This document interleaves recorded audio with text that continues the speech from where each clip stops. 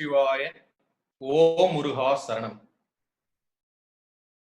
கொங்கு நாட்டின் தங்கங்களே, தமிழர் பண்பாடு போற்றும் சிங்கங்களே, பல ஆயிரம் மைல்களுக்கு அப்பால் பல நாடுகளில் குடியிருந்தாலும் நமது கேபிஎன் அழைப்பு விடுத்ததும் அனைத்து வேலைகளையும் விட்டுவிட்டு ஓடோடி வந்து ஒற்றுமையாக நம் வளம் காண இங்கு ஜூம் ஆப் காணொளி வழியாக கூடியிருக்கும் அனைத்து கொங்கு வேளாளர் சமுதாயத்தை சார்ந்த கொங்கு சொந்தங்களுக்கு உங்கள் இரத்தமான வழக்கறிஞர் ராஜசேகரனின் இனிய மாலை வணக்கங்கள்.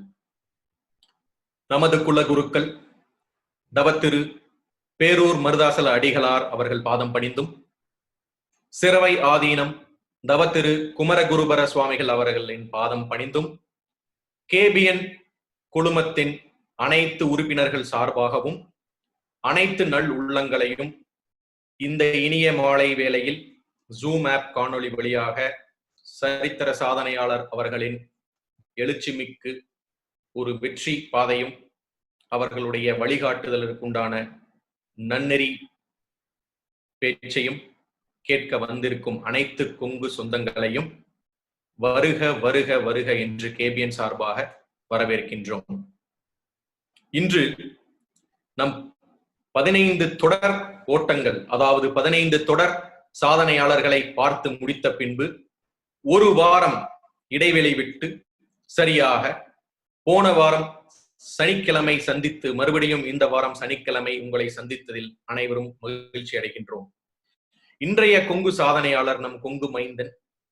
அவர் எங்கிருந்து வந்திருக்கிறார் என்றால், பெரியவட்டம் கிராமத்தில் பிறந்து கொடுமுடி தாலுகா, அதாவது ஈரோடு மாவட்டத்தில் பிறந்த இன்றைய நமது கொங்கு சாதனையாளர், நமது சிறப்பு விருந்தினர், பிஇ அக்ரி இன்ஜினியரிங்கில் ஸ்பெஷலைஸ்ட் பட்டம் முடித்து எம்டெக் ஐஐடி கரக்பூரில் பயின்று dairy and food engineering specialisation அதில் முடித்து சிஏஐஐபி அதாவது சார்ட்டர்ட் அக்கவுண்டன்சி கோர்ஸ் பயின்று 1984ஆம் வருடம் வங்கியின் துறையில் அவர் கால் பதித்தார்.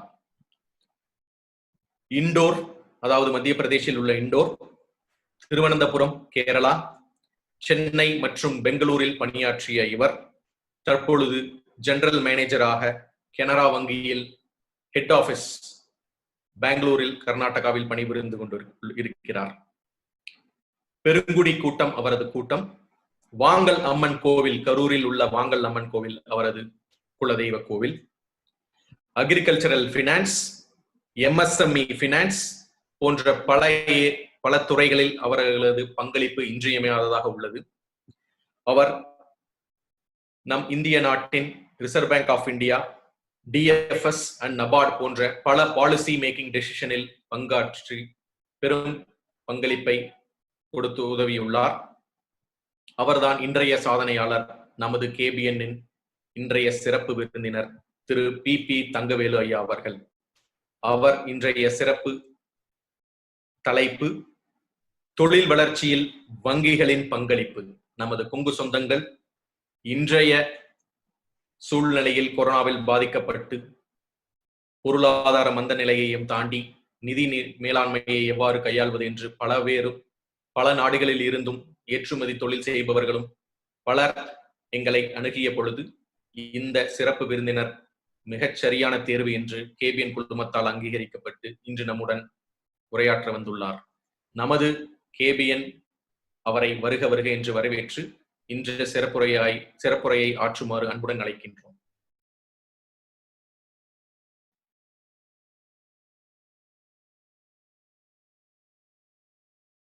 ஐயா, தங்களது மைக்கை அன்மியூட் செய்து கொள்ளவும்.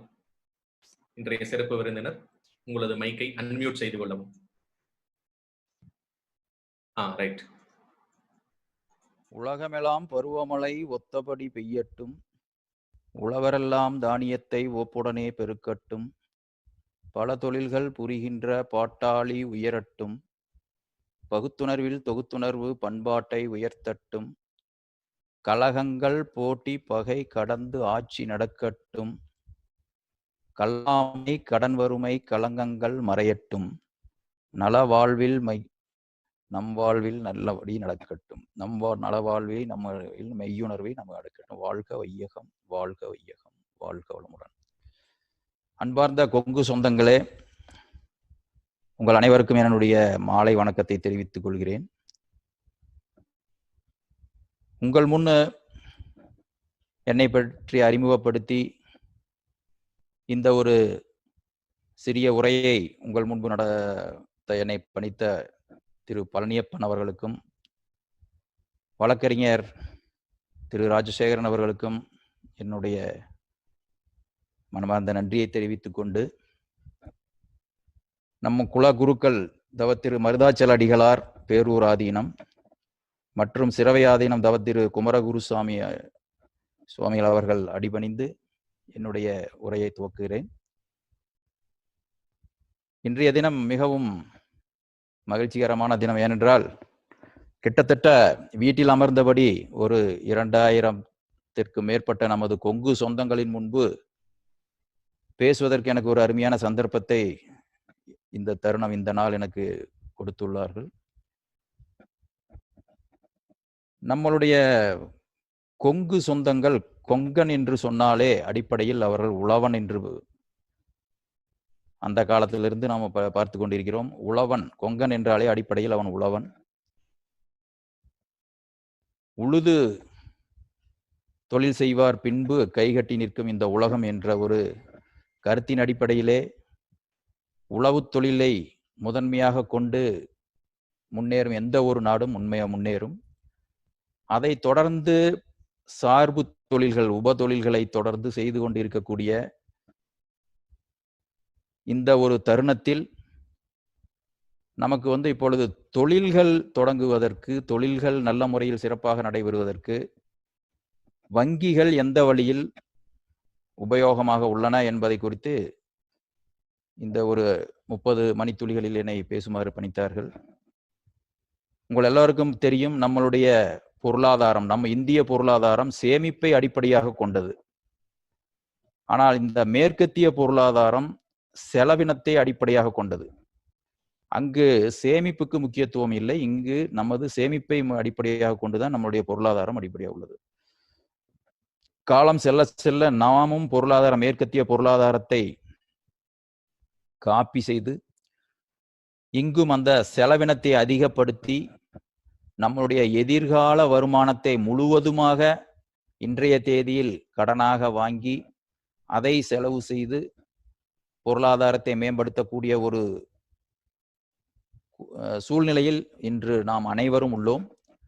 இதை முதலில் நன்கு எல்லோரும், தொழில் செய்பவர்கள் அனைவரும் புரிந்து கொள்ள வேண்டும். இப்பொழுது ஒரு சாதாரண ஒரு கடன், ஈவன் வீட்டுக்கடன் என்பதை வாங்குவதாக இருந்தாலும் சரி, ஒரு வாகன கடன் வாங்குவதாக இருந்தாலும் சரி, நான் வங்கியில் கிட்டத்தட்ட 80-90 நான் வங்கியில் காலடி எடுத்து வைத்த போது அவைகளுக்கெல்லாம் அங்கு கடன் உதவி கிடையாது. ஏனென்றால் எந்த ஒரு கடன் வாங்கினாலும் அது ஒரு ப்ரொடக்டிவ் பர்பஸுக்காக இருக்க வேண்டும். அதிலிருந்து ஒரு வருமானம் வர வேண்டும். அதுபோல இப்ப நீங்க வாகனம் வாங்கினாலும் சரி, வீடுக்கான லோன் கடன்கள் வாங்கினாலும் சரி, அதிலிருந்து எந்த விதமான வருமானமும் இல்லை. அதை வைத்து நீங்கள் அந்த கடனை திருப்பி செலுத்த முடியாது என்ற அடிப்படையில் நம்மளுடைய வங்கிகளுடைய கொள்கைகள், கோட்பாடுகள் 80களிலும் 90களிலும் அதுபோல இருந்தது. அதனால் அந்த சமயத்தில் திருமணத்திற்காகவோ, வீடுக்காகவோ, வாகனத்திற்காகவோ கடன்கள் கிடையாது. ஆனால் இது போன்ற ஒரு தொழில் நிறுவனங்களை ஏற்படுத்தவோ, தொழில்கள் செய்யவோ, வியாபாரம் செய்வதற்காகவோ, விவசாயம் செய்வதற்காகவோ கடன்களை கொடுக்கக்கூடிய ஒரு சூழ்நிலையில் அன்று வங்கிகள் செயல்பட்டு கொண்டிருந்தது.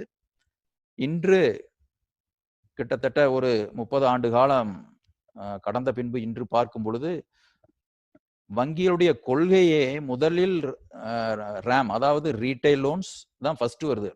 ரீட்டைல் லோன்ஸ் எது கொடுக்குறோம்னா வீடு கட்டுவதற்கு, வாகனங்கள் வாங்குவதற்கு, மற்ற சொந்த செலவுகளுக்கு ரீட்டைல். அது போல அடுத்தது அக்ரிகல்ச்சர், விவசாய சார்ந்த கடன். அடுத்தது MSME லோன்ஸ். இது போன்ற கடன்களை அடுத்தது வியாபார நிறுவனங்கள், பெரிய நிறுவனங்களுக்காகவும் நாங்கள் கடன்களை வங்கி மூலம் செய்து கொண்டிருக்கிறோம். இன்று வங்கியில் கடன் எந்த ஒரு தேவைக்கும் கடன் இல்லை என்ற கூடிய சூழ்நிலை இல்லை. எல்லா வங்கிகளிலும் எல்லா தேவைகளுக்கும் உண்டான கடன் வசதிகளை கொடுத்து கொண்டிருக்கிறார்கள். அதே போல இன்றைய நம்மளது கொங்கு சொந்தங்களும் இன்று விவசாயத்தை முழுவதுமாக விட்டுவிட்டு பல தொழில்களில் உலகம் முழுவதும் இன்று தொடர்ந்து பல தொழில்களை செய்து நல்ல முறையில், நேர்த்தியான முறையில், மிக உயர்ந்த முறையில் செய்து கொண்டிருப்பது மிகவும் மனதுக்கு மகிழ்ச்சியை தெரிவிக்கிறது. ஏனென்றால் ஒரு காலத்தில் கருத்துக்கள் நமது கிட்டத்தட்ட 60-70% மக்கள் நாம் விவசாயத்தை மட்டுமே சார்ந்திருந்தோம். சூழ்நிலை அதில் குறைந்து கொண்டு இப்பொழுது விவசாயம் என்பது ஒரு லாபகரமான தொழில் இல்லை என்ற சூழ்நிலையில் நடைபெற்று கொண்டிருக்கிறது. இந்த சூழ்நிலைக்கு முக்கிய காரணம் நாம் விவசாயத்தை மட்டும் நம்பி இருக்கக்கூடாது. விவசாயமும் விவசாயம் சார்ந்த தொழிலையும் நாம் வைத்துக்கொண்டு அந்த தொழிலை செய்து கொண்டு இருந்தால் மிகவும் லாபகரமாக நடக்கலாம். அதற்காக இன்று எந்த விதமான நம்ம வங்கியில நம்ம அதை செய்யறோம் அப்படிங்கிற பார்க்கும்போது இன்று கொடுத்திருக்க தலைப்பை பார்த்தீங்கன்னாலே தெரியும். தொழில் அபிவிருத்திக்கு வங்கியின் பங்கு. ஆனா அந்த சொல்ற போது அதுல வந்து ஒரு பங்கு தான் வங்கியினுடைய பங்கு இருக்கிறத விட மீதி பங்கு அதுல பாகியம் நம்ம தொழில் முனைவோருடைய பங்கும் அதில் மிக அதிகமாக உள்ளது. அதனாலதான் எந்த ஒரு தொழிலுக்கும் ஒரு மார்ஜின் அமௌண்ட் வைக்கிறோம். இப்போ 100 ரூபாய் நீங்க போட்டு ஒரு தொழில் ஆரம்பிக்கிறீங்க அப்படின்னா அதுல உங்களுடைய பங்கு ஒரு 20%, வங்கியினுடைய பங்கு மேற்கொண்டு 70-80% வைக்கிறார்கள். அதனாலதான் அதோட வந்து மெயினா வந்து தொழில் முனைவோருடைய பங்கு அதுல அதிகமா இருக்கணும். அதை மட்டும் அது இல்லாம அதனுடைய சூழ்நிலைகள், தொழில் செய்யக்கூடிய அந்த சூழ்நிலைகள், அதனுடைய வியாபார நிலைகள் எல்லாமே அதுல வந்து கலந்து வருகிறது. இப்போ ஃபார் எக்ஸாம்பிள் இப்போ வந்து நாம வந்து ஒரு தொழில் நிறுவனத்தை ஆரம்பிக்கணும் அப்படின்னா அதற்கு வந்து 2 விதமான முதலீடுகள் தேவைப்படுகிறது. ஒன்று கேபிட்டல் எக்ஸ்பெண்டிச்சர்னு சொல்லுவோம், இன்னொன்று வந்து ஒர்க்கிங் கேபிட்டல் எக்ஸ்பெண்டிச்சர்னு சொல்லுவோம். Capital expenditure long term loan, அது வந்து நீண்ட கால கடனாக கொடுக்கப்படுகிறது. அந்த நீண்ட கால கடன்ல இந்த தொழிலை செய்து அபிவிருத்தி செய்து அதனை வியாபாரம் மூலம் லாபம் ஈட்டி அந்த லாபத்தை நீண்டகால கடனை திருப்பி செலுத்த வேண்டும். ஒர்க்கிங் கேபிட்டல் லோன்ங்கிறது அந்த வியாபாரத்தை நடத்துவதற்காக மூலதனமாக ஒரு குறுகிய கால முதலீடு. அதற்கு வந்து ஒரு டேர்ன் ஓவர் பேசிஸ்ல இல்ல கேஷ் ஃப்ளோ கேஷ் பட்ஜெட் மெத்தட்ல நம்ம வந்து அது ஒர்க் அவுட் செய்து நம்ம லோனா கொடுக்குறோம். ஸோ இதெல்லாம் வந்து ஒரு பேசிக்ஸ். எல்லாருக்கும் இப்போ நீங்க எல்லாம் தொழில் செய்து கொண்டிருக்கிறவர்களுக்கு இது எல்லாமே தெரியும். CC limit, term loan limit 2 வகையாக உள்ளது. அதுபோல ஏற்றுமதியாளர்களுக்கு ஏற்றுமதிக்கு பேக்கிங் கிரெடிட், பில்ஸ் லிமிட் எல்லாம் கொடுத்து அதுபோல அது ஏற்றுமதியாளர்களுக்கு உண்டான தொகைகளை எல்லா வங்கிகளிலும் செய்து கொண்டிருக்கிறார்கள். இது நடைமுறையாக இன்று இப்பொழுது நடந்து கொண்டு இருக்கிறது. இதுல வந்து இப்பொழுது சிறப்பாக இப்பொழுது நம்ம ஒரு வழக்கறிஞர் கூறுவது போல இப்ப கூறினார், சில சிக்கல்கள், நடைமுறை சிக்கல் நிறைய உள்ளது. இப்ப குறுகிய காலமாக இந்த என்பிஏ கான்செப்ட், இப்போ இந்த இதெல்லாம் நிறைய புதிய புதிய கருத்துக்களை இப்பொழுது வங்கியில கொண்டு வந்து செலுத்தி இருக்கிறதுனால அந்த என்பிஏ, அதாவது லோன் பாஸ்ட் நான் பர்ஃபார்மிங் அசெட்ஸ், இதெல்லாம் வந்து இப்போ தற்பொழுது மேற்கத்திய பொருளாதார அடிப்படையில இந்த வகைய கருத்துக்களை எல்லாம் இதுல கொண்டு வந்து உள்ள செலுத்தினதுனால இப்போ வங்கிகளுக்கும் மிக கேபிட்டல், அதிகமான கேபிட்டல் தேவைப்படுகிறது. அதற்காக நிறைய செய்முறைகளை, அதாவது ப்ரொசீஜர் வந்து மாற்றிக்கிறோம். நிறைய இதுல வந்து இப்போ 90 நாள் அந்த கடன்ல ஆகல அப்படின்னா அது வந்து என்பிஏ என்று செய்கிறார்கள். இதையெல்லாம் நல்ல முறையில் வாடிக்கையாளர்களும், அதாவது தொழில் முனைவோர்களும் நன்கு அந்த சிஸ்டம் ப்ரொசீஜரை தெரிஞ்சு வச்சதுக்கு பிரகாரம் நம்ம தொழில் செஞ்சாதான் இன்றைய சூழ்நிலையில செய்ய முடியும். முன்பு வந்து அந்த மாதிரி இல்லை. 80க்கு முன்பு இருந்த வங்கியினுடைய நிலைப்பாடு டோட்டலி சேஞ்சுடு. நான் முதல்ல சொன்னது போல இப்ப இந்த நிறைய ப்ரொசீஜர் எல்லாம் உள்ள வந்ததுனால இப்ப அது வந்து நிறைய சீர்திருத்தங்கள் செய்து கொண்டிருக்கிறார்கள். அது இப்பொழுது பல நிலையில் உள்ளது. ஒரு சில இதுல வந்து ஆர்பிஐ கண்ட்ரோல்ஸ், ஒரு சில இதுல வந்து Department of Financial Services Delhi, they're controlling the banks. அதனால பலவிதமான கருத்துக்கள், பலவிதமான மாற்றங்களை இன்று வங்கி சந்தித்து கொண்டுள்ளது. அந்த இது நம்ம வழக்கறிஞர் கூறினார், இப்பொழுது இந்த COVID-19 இந்த சூழ்நிலையில வங்கி கடன் வாங்கியவர்கள் நிறைய தடுமாறி கொண்டிருக்கிறார்கள். அதற்கு என்ன செய்வது என்பது இப்ப நேற்று கூட எங்க வங்கிகளுடைய தலைவர்கள் எல்லாரும் நம்மளுடைய நிதி அமைச்சரை சந்திச்சு பலவிதமான சூழ்நிலைகள் எல்லாம் உரையாடி விட்டு வந்தார்கள். அதுல முக்கியமா இப்ப அந்த என்பிஎன் சொன்ன அந்த 90 நாள்ல வங்கி கடன்கள் என்பிஏ மாறுவதை அதை வந்து மறுபடியும் 3 மாசம் நேற்றுக்கு ஆர்பிஐ ரிசர்வ் பேங்க் கவர்னர் வந்து மாத்திருக்கிறாரு. மறுபடியும் இன்னொரு 90 நாளைக்கு அதை எக்ஸ்டெண்ட் பண்ணியிருக்காங்க. 31/5 வரலும் முதல்ல டைம் கொடுத்தாங்க. மார்ச், ஏப்ரல், மே 3 மாதம் அந்த என்பிஏ ஆனா அந்த காலம் 90 நாள் கணக்கில் எடுத்துக்கொள்ளப்பட மாட்டாது. அது மறுபடியும் 3 மாதம் எடுத்து இப்போ ஜூன், ஜூலை, ஆகஸ்ட் வரலும், ஆகஸ்ட் 31 வரலும் அந்த என்பிஏ வந்து தள்ளி வைத்துள்ளார்கள். அதாவது அனதர் 90 நாளுகள். மேலும் இப்பொழுது அந்த நீங்க எப்பவுமே அந்த கடன் வாங்கும் போது இந்த சிசி லிமிட்ல வாங்குற போது அதுல வந்து டிராயிங் பவர், அதே மாதிரி பிசி லிமிட் வாங்குற போது அதுல உங்களுடைய செக்யூரிட்டி வேல்யூ, அந்த பில்ஸ் வேல்யூ, அதாவது ஸ்டாக் வேல்யூ, டிராயிங் பவர்னு சொல்லுவோம். ஸ்டாக்கோட பெய்டு ஸ்டாக் வேல்யூ எடுத்து கணக்கில் வைப்பாங்க. அதுக்கு வந்து இப்போ அந்த எவ்வளவு லிமிட் வாங்கியிருக்கீங்க, இப்போ 100 ரூபா வாங்கியிருக்கிறீங்க அப்படின்னா அதை வந்து இன்னொரு 10%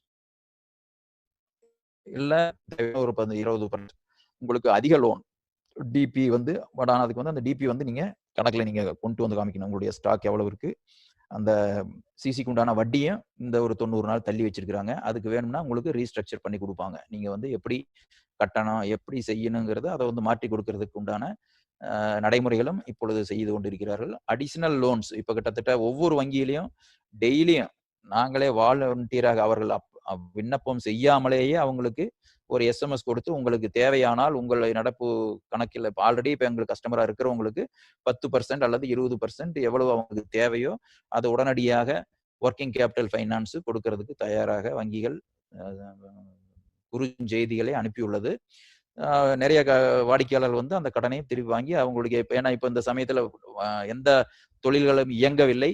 அவர்களுக்கு தொழிலாளர்களுக்கு சம்பளம் கொடுக்க வேண்டும், அவர்களுக்கு மற்ற நிர்வாக செலவுகளையும் செய்து கொள்வதற்காக வங்கி அத்தகைய ஒரு நடைமுறையை எடுத்துள்ளது. நிதி அமைச்சருடைய ஒரு ஏற்பாட்டின் கீழே அந்த ஒரு நடவடிக்கைகள் இப்பொழுது நடந்து கொண்டிருக்கிறது. அது மட்டும் இல்லாமல் எல்லா விவசாயிகளுக்கும் 2000 அதாவது டைரக்டா அக்கௌண்ட்ல கிரெடிட் பண்ணி அது போறது அது தொடர்ந்து நடந்து கொண்டிருக்கிறது. பெண்களுக்கு எல்லாம் அந்த பிஎம்ஜேடிஒய் அக்கௌண்ட்ஸ்ல ஒவ்வொருத்தருக்கும் 500 ரூபா மாதம் 500. இப்ப 2 தவணைகள் கொடுத்து விட்டோம். கிட்டத்தட்ட மார்ச், ஏப்ரல் அண்ட் மே மாசம் 2 மாசத்துக்கு 500 எல்லாத்துக்கும் டைரக்டா அவங்க யாரெல்லாம் பெண்கள் பிஎம்ஜேடிஒய் அக்கௌண்ட் ஓபன் ஜன்தன்ல அக்கௌண்ட்ல ஓபன் பண்ணிருக்காங்களோ அவங்களுக்கு 500 பணம் கிரெடிட் செய்து விட்டோம். அடுத்த மாசம் இப்ப ஜூன் மாசமும் இப்போ 3 மாசம் கொடுப்பதாக பிரதம மந்திரி அறிவிப்பின் மூலம் 2 மாதம் கொடுத்து முடித்தாகிவிட்டது. அதுல கிட்டத்தட்ட 25,000-30,000 கோடிக்கு மேல எல்லாருக்கும் பண நேரடியாக அவர்களுடைய கணக்கில் வரவு செய்யப்பட்டுள்ளது. இது வந்து ஒரு பெரிய ஒரு சாதனை. இது வந்து என்ன காரணமா இத்தகைய ஒரு நான் இப்ப வீட்டுல உட்கார்ந்துகிட்டே கிட்டத்தட்ட 2000 நம்மளுடைய சொந்தங்களுடன் உரையாடி கொண்டிருப்பது போல உட்கார்ந்த இடத்தில் வங்கியில் இருந்து கொண்டு இந்த கோவிட் சிச்சுவேஷன்ல யாரும் வெளியில போக முடியாத சூழ்நிலை இருந்த போதும் அவரவர்களுடைய கணக்கில் நம்ம இந்தியா முழுவதும் உள்ள பெண் வாடிக்கையாளர்கள் ஜன்தன் அக்கௌண்ட்ல ஒவ்வொரு 500 ரூபா கிரெடிட் ஆகி அவங்க பணம் எடுத்து அந்த சூழ்நிலையில அவங்களுடைய குடும்ப செலவுக்கு அதை உபயோகப்படுத்திக் கொள்ளக்கூடிய நிலையில இன்னைக்கு நடைமுறைப்படுத்தப்பட்டுள்ளது. இது ஒரு பெரிய ஒரு நம்மளுடைய டெக்னாலஜி டெவலப்மெண்ட்டோட சிறந்த சாதனை. இப்பொழுது நாம் உங்களுடன் பேசிக்கொண்டிருப்பதும் அது ஒரு பெரிய ஒரு இன்ஃபர்மேஷன் டெக்னாலஜியோட பெரிய சாதனை. இது போல வங்கிகளுடைய நடைமுறையும் நாளை இப்போ இன்னைக்கு இருக்கிற ஸ்டேட்டஸ் பார்த்தீங்க அப்படின்னா இன்னும் இப்பொழுது எல்லாருக்குமே வந்து வங்கி என்பது ஒரு மொபைல்லயே நீங்க வந்து எல்லாமே பேசிக் பேங்கிங் எல்லாமே நீங்க அந்த மொபைல்ல செய்யக்கூடிய சூழ்நிலை இன்னைக்கு உள்ளது. இது வந்து இன்னும் அனதர் 4-5 இயர்ஸ்ல பாத்தீங்க அப்படின்னாக்க பிரிக் அண்ட் மார்டர் பேங்க்னே ஒண்ணு இருக்குமாங்கிறது சந்தேகம். ஏன்னா எல்லாமே வெர்டிகல். இப்போ பிரான்ச் வந்து only they are doing only courier job. அதாவது கஸ்டமருக்கும் அந்த சாங்ஷனிங் அத்தாரிட்டிக்கு நடுவுல ஒரு பாலமாக செயல்பட்டு கொண்டிருக்கிறது. இப்போ எதுவுமே வங்கியில பேப்பர் ஒர்க் எதுவுமே அங்க கிடையாது. அது வந்து எல்லாமே கஸ்டமர்கிட்ட இருந்து பேப்பரை வாங்கி அது எல்லாமே ஒரு வெர்டிகல். லோன் சாங்ஷன் போறதுன்னா அது ஒரு ப்ராசஸிங் ஆஃபீஸ் தனியா இருக்கிறது. எல்லாமே சிஸ்டத்துல கொண்டு வர போகிறார்கள். அடுத்து ஒரு 4-5 ஆண்டுகளில் எல்லாமே உங்க மொபைல்ல இல்ல லேப்டாப்ல உங்களுடைய லோன் சாங்ஷனோ இல்ல உங்களுடைய வரவு செலவு கணக்குகளோ இல்ல பணம் டிரான்ஸ்ஃபரோ எவ்ரிதிங் எல்லாம் வந்து ஆட்டோமேஷன் ஆகிவிடும். இது வந்து ஒரு இந்தியாவினுடைய ஒரு மிகச்சிறந்த ஒரு முன்னேற்றம் என்றுதான் கருத வேண்டும். எல்லா துறைகளிலும் அது நடந்து கொண்டிருக்கிறது. இது நடக்கும், சாத்தியமும் இருக்கும். இதுல வந்து நம்மளுடைய கொங்கு சொந்தங்கள் நிறைய வசதிகள், என்னென்ன பேங்க்ல வசதிகள் உள்ளது என்பதை அறிந்து கொண்டால் அதை நல்ல முறையில் உபயோகித்துக் கொடுத்துக் கொள்வோம். இப்போ ஒரு சின்ன ஒரு தகவல் கொடுக்கிறேன். இப்போ எங்க கனரா வங்கியிலும் சிண்டிகேட் வங்கி, முன்பு சிண்டிகேட் வங்கி இப்ப கனரா வங்கியோடு இணைந்து விட்டது. இந்த 2 வங்கிகளும் சேர்ந்து இங்கு தர்மஸ்தலா ஒரு அமைப்பு சேர்ந்து ஒரு ஒரு பயிற்சி நிறுவனத்தை நடத்திட்டு இருக்கிறோம். அது வந்து எதுக்காக அந்த பயிற்சி நிறுவனம் அப்படின்னா, இளைஞர்கள் அண்டு மகளிர் எல்லாருக்குமே வந்து எந்த விதமான தொழில் தொடங்கணுமா இருந்தாலும் அவங்களுக்கு அதுல வந்து எந்த கட்டணமும் இல்லாம அதுல தங்கி அதுல பயிற்சி பெறலாம். அது வந்து முதல்ல வந்து கிட்டத்தட்ட ஒரு 27 இடங்கள்ல மட்டும் அது இருந்தது. அந்த ஒரு மாடலை வந்து இப்போ மினிஸ்ட்ரி ஆஃப் ரூரல் டெவலப்மெண்ட் வந்து அதை அப்படியே காப்பி எடுத்து எல்லா மாவட்டங்களிலும் ஒவ்வொரு ட்ரைனிங் இன்ஸ்டிடியூட், அதுக்கு பேர் RSETI, rural self employment training இன்ஸ்டிடியூட்னு ஒன்று ஆரம்பிச்சு இப்ப கிட்டத்தட்ட 580 இன்ஸ்டிடியூட் ஆரம்பித்து அதுல பயிற்சி அளித்துக் கொண்டிருக்கிறார்கள். அதுல தங்கி அந்த மாணவர்களும் அந்த பையனும் சரி அந்த பெண்களும் சரி தங்கி அதுல இலவசமா தங்கிக்கலாம், இலவச உணவும் கொடுக்கிறார்கள். அதுல பயிற்சி எந்த விதமான தொழில் தொடங்குவதா இருந்தாலும் அதுல பயிற்சி எடுத்துக்கொள்ளலாம். இந்த ஒரு சிறந்த ஒரு நிறுவனத்துல அது ஒவ்வொரு மாவட்டத்துக்கும் ஒரு முன்னோடி வங்கி இருக்கிறது. இப்ப நமக்கு ஈரோடு, கோவை, நீலகிரிக்கெல்லாம் வந்து நம்ம கனரா வங்கி முன்னோடி வங்கி. ஸோ எங்க வங்கியின் மூலமாக அதற்கு உண்டான செலவை எல்லாம் அந்த கார்ப்பரேட் சோசியல் ரெஸ்பான்சிபிலிட்டியில அந்த செலவுகளை ஏற்றுக்கொண்டு அத்தகைய ஒரு ட்ரைனிங் இன்ஸ்டிடியூட் நடந்து கொண்டிருக்கிறது. இது வந்து நம்ம கொங்கு சொந்தங்கள் அனைவரும் உங்களுக்கு தெரிந்தவர்கள், நம்மளுடைய உறவினர்கள், சொந்தங்கள் மற்ற கிராமங்கள்லயோ நகரங்கள்லயோ அவர்கள் எந்த ஒரு தொழிலையும் செய்வதற்கு எப்படி செய்வது என்று தடுமாறிக்கொண்டிருக்கிறவர்களுக்கு இத்தகைய ஒரு செய்தியை அவர்களுக்கு தயவு செய்து தெரிவிங்கள். இது ஒரு நல்ல ஒரு எந்த விதமான கட்டணம் இல்லாமல் ஒரு நல்ல ஒரு ஸ்டாண்டர்டான நல்ல ஒரு இது செய்து கொண்டிருக்கிறார்கள். இப்போ நமக்கு நிறைய நகரங்கள்ல electrician, fitter, motor coil repair, mobile repair, TV repair, இந்த மாதிரியான பல தொழில்களுக்கு அங்கு வந்து ஒரு பயிற்சிகள் நடைபெற்று கொண்டிருக்கிறது. அது மட்டும் இல்லாம ஒரு சில இடங்கள்ல இந்த சிற்ப வேலைப்பாடுகள், கல்லுல செய்வதற்கு, மர வேலைப்பாடுகள் செய்வதற்கு உண்டான பயிற்சி நிறுவனங்களும் கிட்டத்தட்ட 18 மாதங்கள் அங்கேயே தங்கி கட்டணம் இல்லாமல் உணவு அளித்து ஹாஸ்டல்ல தங்க வச்சு எந்த விதமான செலவும் இல்லாம அதுக்கு ஆளுகளுக்கு பயிற்சி கொடுத்து கொண்டிருக்கிறார்கள். ஸோ இது போல பல விதமான இதெல்லாம் ஏன்னா இந்த மாதிரியான ஒரு சான்ஸ் இது வந்து வெளியில அதிக பேருக்கு தெரிந்திருக்கிறதுக்கு வாய்ப்பு குறைவு. இதெல்லாம் வந்து ரொம்ப காலமா கொஞ்சம் இடத்துல நடந்து இப்ப எல்லா ஆல் ஓவர் இந்தியா எல்லா மாவட்டங்களிலும் இந்த ஒரு ஆர்செட்டி அப்படிங்கிற ஒரு அமைப்பு ட்ரைனிங் பயிற்சி நிறுவனமும் நடந்துட்டு இருக்குது. அது மட்டும் இல்லாம ஃபைனான்சியல் லிட்ரஸி சென்டர்னு ஒண்ணு இருக்கு. இதுல வந்து அந்த ரிட்டையர்டு பேங்க் ஆபீசர்ஸோ இல்ல மத்த அந்த இந்த மாதிரியான வங்கி சம்பந்தமான செய்திகள் ஃபைனான்சியல் மேட்டர்ஸை பத்தி தெரியணும்னா அதுல போய் கேட்கலாம். ஒவ்வொரு டிஸ்ட்ரிக்ட் ஈவன் இப்போ பிளாக் லெவலோட வைக்கிறதுக்கு RBI ரிசர்வ் பேங்க்ல வந்து உத்தரவு கொடுத்து அதுல வந்து ஒரு போய் அவங்களுக்கு வேண்டிய ஆலோசனைகளை கேட்டு அதன் மூலம் நல்லபடியா பெறலாம். அதுல வந்து ஈவன் ஸ்கூல்ஸ், காலேஜ்ல எல்லாம் போய் கூட அவங்களுக்கு எப்படி சேமிப்பு பண்ணணும், என்ன மாதிரி ஸ்கீம்ஸ் இருக்குதுங்கிறதெல்லாம் ஒரு லிட்ரஸி சென்டர் FLCன்னு சொல்லுவோம், ஃபைனான்சியல் லிட்ரஸி சென்டருங்கிறது நடைமுறைப்படுத்தி கொண்டிருக்கிறது. இத மாதிரி பல வகையான இதுல வங்கிகள் வந்து செய்து கொண்டிருக்கிறது. தொழில் வளர்ச்சிகளுக்கு அதே மாதிரி பாத்தீங்க அப்படின்னா நிறைய சப்சிடி ஸ்கீம்ஸ்ல இப்போ Ministry of Food Processing Industry அங்க வந்து ஒரு cold storage, chain of cold storage ஆரம்பிக்கிறதுக்கு சப்சிடியோட உங்களுக்கு இருக்கு 60% to 70% to maximum of 5 crore 7 crore ஒவ்வொரு ஸ்கீமுக்கும் இருக்கு. அதே மாதிரி கோல்டு ஸ்டோரேஜ் செய்யறதுக்கு லோன் இருக்கு. அதே போல இன்ஃப்ராஸ்ட்ரக்சர், இப்ப நீங்க வந்து ஒரு காமன் ப்ராசஸிங் சென்டர் இப்ப நிறைய இடத்துல கிளஸ்டர் ஆஃப் ஒவ்வொரு ஏரியாவில் இப்போ திருப்பூர்னு எடுத்துக்கிட்டீங்கன்னா அங்கே வந்து ஒரு கிளஸ்டர் ஒரு பர்டிகுலர் இது பண்ணோம்னா ஒரு cluster or common processing centre அந்த மாதிரி ஃபெசிலிட்டேஷன் சென்டர் இந்த மாதிரி எல்லாம் வைக்கிறதுக்கு இப்ப நீங்க தொழில்கள்ல நிறைய தொழில்கள் இருக்கும்.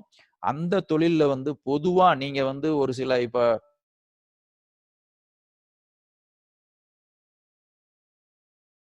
காமனா செய்ய வேண்டிய தொழில் இருந்ததுன்னா, அத வந்து ஒரு காமன் ஃபெசிலிட்டேஷன் சென்டர்ன்னு செய்ய வச்சுக்கிட்டு, அதுக்கு உண்டான ஒரு இடத்த வாங்கி பில்டிங் கட்டி செஞ்சு அதுல வந்து வர்றதுக்கு அதுக்கும் ஒரு சப்சிடியோட கவர்மெண்ட்ல ஒரு ஸ்கீம் இருக்கு. இவ நெறைய அந்த மாரி செயின்ஸ் இருக்கு. இப்ப இதுல வந்து அ இன்னைக்கு வந்து கோல்டு அ வேற நேஷனல் ஹார்டிகல்ச்சர் மிஷன் ஒண்ணு இருக்கு. அதுல வந்து விவசாய சம்பந்தமான பொருட்கள் உற்பத்தி செய்வதற்கு அதுக்கும் ஏகப்பட்ட சப்சிடியோட விவசாய அந்த processing centre, export, cold transport செய்வதற்கு உண்டான ஒரு வாகனங்கள் வாங்குவதற்கு எல்லாத்துக்குமே வந்து கடன் உதவிகள் உள்ளது. இதுல வந்து எந்த விதமான அ இது வேணா நீங்க எல்லாருமே போய் அந்த நேஷனல் ஹார்டிகல்ச்சர் மிஷன் எல்லாம் இப்போ வந்து நீங்க வீட்டிலேயே உட்கார்ந்து அதெல்லாம் நீங்க தரவா பார்க்கலாம். அதுல வந்து பட் ஒன்லி திங் நம்ம அதுல வந்து சிஸ்டம் ப்ரொசீஜர் அந்த அப்ளிகேஷன் பண்ணணும். அதெல்லாம் இன்னும் சிம்பிளிஃபை பண்ணக்கூடிய நடைமுறைகளை செய்து கொண்டிருக்கிறார்கள். அதுல அந்த அப்ளிகேஷன போட்டு அப்ளை பண்ணி ஆன்லைன்ல போட்டு ஃபாலோ பண்ணா ஈஸியா ஓரளவுக்கு நீங்க கடன் உதவிகளை பெற முடியும். சப்சிடி நெறைய பேர் குடுத்துட்டு கொண்டிருக்கிறோம். இதுல வந்து உங்களுக்கு வேற ஏதாவது நடைமுறை சிக்கல்கள் இருக்கிறது. அது ஒரு சிலது வரலாம். அத வந்து நீங்க அந்த மேல் ஆபீஸ்ல இப்ப பிரான்ச் ஏதாவது நடைமுறை இருந்தது அப்படின்னா, அதுக்கு மேல கண்ட்ரோலிங் ஆபீஸ்ல உடனடியாக எடுத்து சொன்னீங்கன்னா, அது வந்து நடைமுறை சிக்கல்களை உடனடியாக தீர்த்து, அதை குறுகிய காலத்துல விரைவாக அதை முடித்துக்கொள்ள உண்டான வசதி முறைகள் எல்லாமே இப்போ நடைமுறையில் உள்ளது. இத வந்து நீங்க அதேபோல ஒவ்வொரு ஏரியா ஸ்பெசிபிக் ஸ்கீம்ஸ். இப்போ ஒரு சில ஏரியா எடுத்துக்கிட்டீங்கன்னா, இப்போ ராசிபுரம் சைடுல சேகோ, இப்போ திருப்பூர் எடுத்துக்கிட்டீங்கன்னா பனியன் இண்டஸ்ட்ரி, பொள்ளாச்சி எடுத்துக்கிட்டீங்கன்னா கோகனட்டு, அதுபோல Salem mango, Oddanchatram vegetables, fruits, பொள்ளாச்சியில காய்கறி இண்டஸ்ட்ரி ஆர் டெண்டர் கோகனட்ஸு, இப்போ நாமக்கல் பவுல்ட்ரி ஆர் எக்கு, இது போல பல விதமான ஒரு ப்ரொடக்ஷன் சென்டர்ஸ் அங்கே தட் இஸ் ப்ரொடியூஸ் ஆகுது. அந்த ப்ரொடக்ஷன் சென்டர்ஸ்ல வந்து நம்ம வந்து ஒரு ப்ரொக்யூர்மென்ட் சென்டரை நம்ம வந்து கொங்கு சொந்தங்கள் எல்லாம் ஒரு செஞ்சு ஏன்னா இதுல வந்து நிறைய பாத்தீங்கன்னா நம்ம கொங்கு சொந்தங்கள் தான் இதுல நிறைய அந்த தொழில்களை செஞ்சுட்டு இருக்கிறாங்க. இந்த தொழில்கள் அவங்க எல்லாம் சந்தைப்படுத்துவதற்கு மிகவும் கஷ்டப்பட்டு கொண்டிருக்கிறார்கள். விவசாயத்துல அந்த சந்தைப்படுத்துதல்ல இன்னைக்கு நல்ல முறையில செய்வதற்கு இந்த கொங்கு சொந்தங்கள் நல்ல ஒரு ஒரு அமைப்பை இந்த அமைப்பின் மூலமாக அதை உருவாக்கி கொண்டு வந்தால் கண்டிப்பாக நம்ம கொங்கு சொந்தங்கள் எல்லாரும் நல்ல முறையில முன்னேறுவார்கள் என்பதில் சந்தேகமே இல்லை. ஏன்னா நல்ல உழைப்பாளிகள், நேர்மையான கஷ்டப்படக்கூடிய ஒரு உறுதியான ஆட்கள் யாருன்னு அப்படின்னா நம்மளுடைய கொங்கு சொந்தங்கள் தான். இந்த கொங்கு சொந்தங்கள் செய்யக்கூடிய தொழில் எல்லாம் பாத்தீங்கன்னாக்க பெரிஷபிள் கமாடிட்டிஸ். விவசாயத்துல பாருங்க உற்பத்தி, கால்நடைகளை பாருங்க உற்பத்தி, பவுல்ட்ரி கோழி இது உற்பத்தி எல்லாமே வந்து ஒரு பெரிஷபிள் குறிப்பிட்ட நாட்களுக்குள் அதை சந்தைப்படுத்தி ஆக வேண்டிய சூழ்நிலை. அதே போல அந்த பொருட்கள் இங்க கன்சியூமர்ஸ் இங்க சிட்டிலேயோ நகரத்துல இருக்கிறவங்க எல்லாம் அதை சாப்பிடக்கூடியவர்களுக்கு அந்த உரிய விலையில கிடைக்கல. நடுவுல இன்பிட்வீன் இருக்கிற அந்த மிடில் மேன் தான் வந்து அந்த லாபம் கிடைக்கிறாங்க. உற்பத்தியாளர்களுக்கும் லாபம் இல்லை, அத உபயோகிக்கக்கூடியவர்களுக்கும் லாபம் இல்லை, நடுவுல இருக்கிறவங்க கொள்ளையடிச்சு கொண்டிருக்கிறார்கள். இதை தவிர்த்து நம்மளுடைய கொங்கு சொந்தங்கள் நல்ல ஒரு இதை பண்ணணும்னா ஒரு ப்ரொக்யூர்மெண்ட் சென்டர் உற்பத்தி பண்ணக்கூடிய இடத்துல ஒரு சென்டர் உருவாக்கணும்.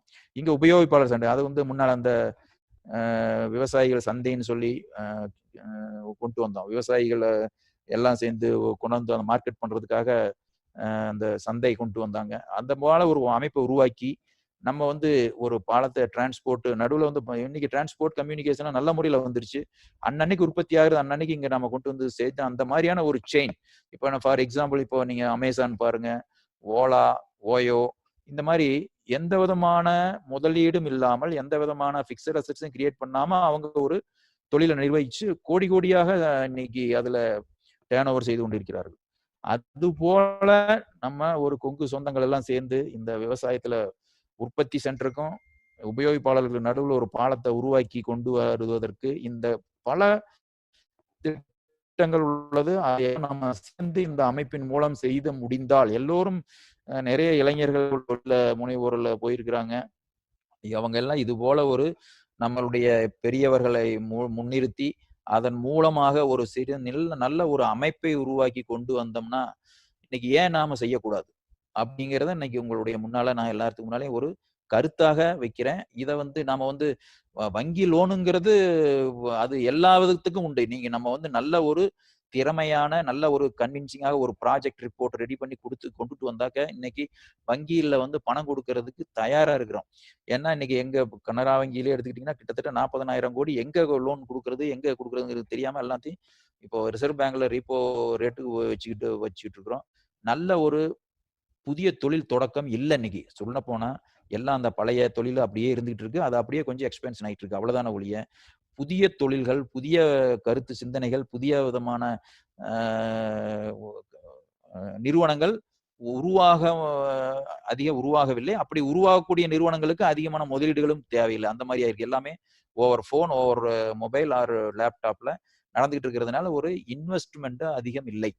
அந்த மாதிரியான சூழ்நிலையில நம்மளும் அத போல இந்த புதிய கருத்துக்களை மனதில் வாங்கிக் கொண்டு இன்றைய இளைஞர்கள் நம்ம கொங்கு சொந்தங்கள் அனைவரும் சேர்ந்து நம்மளுடைய இன்னைக்கு கொங்குகள் சொந்தம் அத்தனை பேரும் கிராமங்கள்ல நிறைய பேர் ஒரு சிலர் இப்படி வெளியில வந்தவங்க நம்ம எல்லாம் ஓரளவுக்கு ஏதோ நல்ல முறையில நம்ம மேல் ஓங்கி இருக்கிறோம். இது இனிமேல் நம்மளுடைய கடந்து வந்த பாதையில நம்ம பின்னோக்கி பார்த்து அவர்களையும் கை கொடுத்து நம்ம மேல கொண்டு வர வேண்டியது நம்மளுடைய கடமை என்று இன்று உங்கள் அனைவருக்கும் நான் இந்த சமயத்துல தெரிவித்துக் கொள்ள கடமைப்பட்டுள்ளேன்.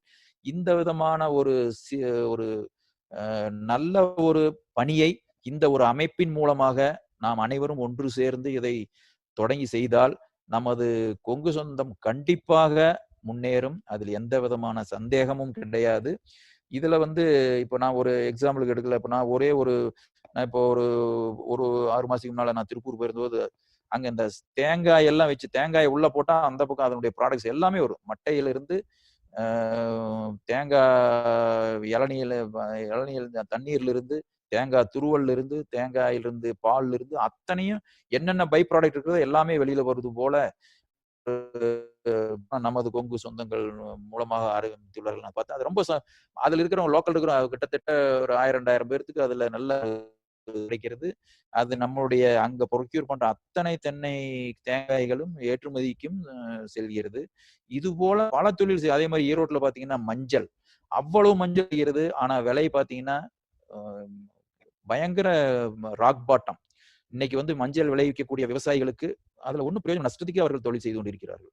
அதே போல இங்க இப்ப கோழி முட்டை அதுவும் அங்க ஓரளவுக்கு அந்த NECCங்கிற ஒரு அமைப்பு உருவாக்கி அவங்க அந்த ப்ரொக்யூர்மெண்ட் அண்ட் சேல்ஸ் ரெண்டையும் ஒரு பாலமாக அமைந்து கொண்டிருக்கு. அதே மாதிரி சேகோ சர்வ்னு சொல்லிட்டு இந்த சேகோ இண்டஸ்ட்ரீஸ் அவங்க இப்ப அந்த வடநாட்டு முதலாளிகள்லாம் வடநாட்டுக்காரங்களாம் முன்ன அவங்களுடைய கண்ட்ரோல் இருந்தது அந்த சேகோ இண்டஸ்ட்ரி. இன்னைக்கு அதை ஒரு கூட்டுறவு இது மூலியமா ஆரம்பிச்சு சேகோ சர்வ்னு ஆரம்பிச்சு அது மூலமா அது கொஞ்சம் நல்ல முறையில் நடந்து கொண்டிருக்கிறது.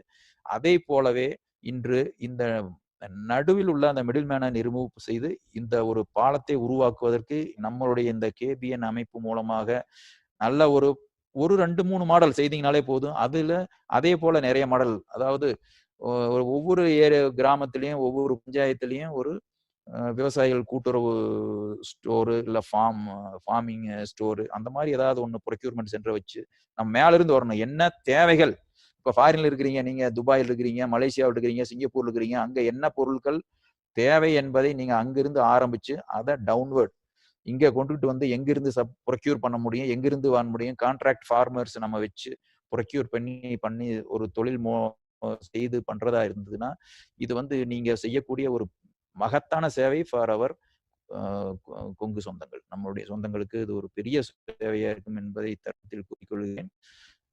மற்றபடி எனக்கு கொடுத்த 1/2 மணி நேரம்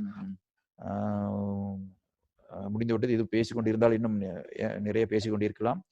எத்தகைய ஒரு நல்ல ஒரு தருணத்தில் நல்ல ஒரு சந்தோஷமான நம்மளுடைய சொந்தங்களை காண்பதிலும் அவர்களுடன் உரையாடுவதிலும் எனக்கு ஒரு நல்ல ஒரு சந்தர்ப்பத்தை கொடுத்த இந்த அமைப்பினருக்கு அனைவருக்கும் இதுவரைகாரும் பொறுமையுடன் என்னுடைய உரையாடலை தங்களுடன் கேட்டுக்கொண்டு பகிர்ந்து கொண்டுவதற்கும் மிக்க நன்றி. உங்கள் அனைவருக்கும் வணக்கத்தையும் நன்றியும் கூறி இந்த ஒரு சந்தர்ப்பத்தை எல்லோரும் அனைவரும் நன்கு அடிக்கடி கலந்து உரையாடி நல்ல ஒரு நம்ம கொங்கு சொந்தங்கள் அனைவரும் என்று வேண்டி விரும்பி அந்த பெரியவர் நம்மளுடைய மூதாதைகள் பெரியவர் அனைவரையும் வணங்கி பிரார்த்தித்துக் கொண்டு விடைபெறுகிறேன். நன்றி, வணக்கம். மிக்க நன்றிங்க.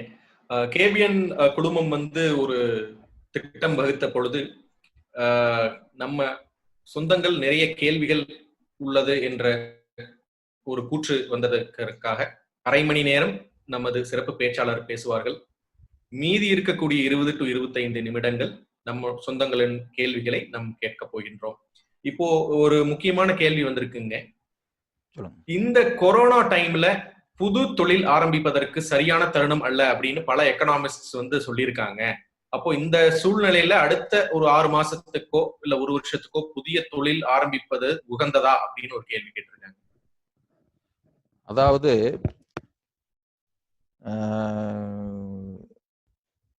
புதிய தொழில் ஆரம்பிப்பதற்கு கொரோனா வந்து ஒரு தடை என்று நான் ஒத்துக்கொள்ள மாட்டேன். ஏனென்றால் நம்ம தொழில் என்பது நம்ம செய்யற தொழிலுடைய இது நம்ம ஆல்வேஸ் இப்ப கொரோனா இருந்தாலும் இல்லைனாலும் நாம எல்லோரும் நம்ம உணவு எடுத்துக்கொண்டுதான் இருக்கிறோம், நம்ம உடை உடுத்தி கொண்டுதான் இருக்கிறோம்.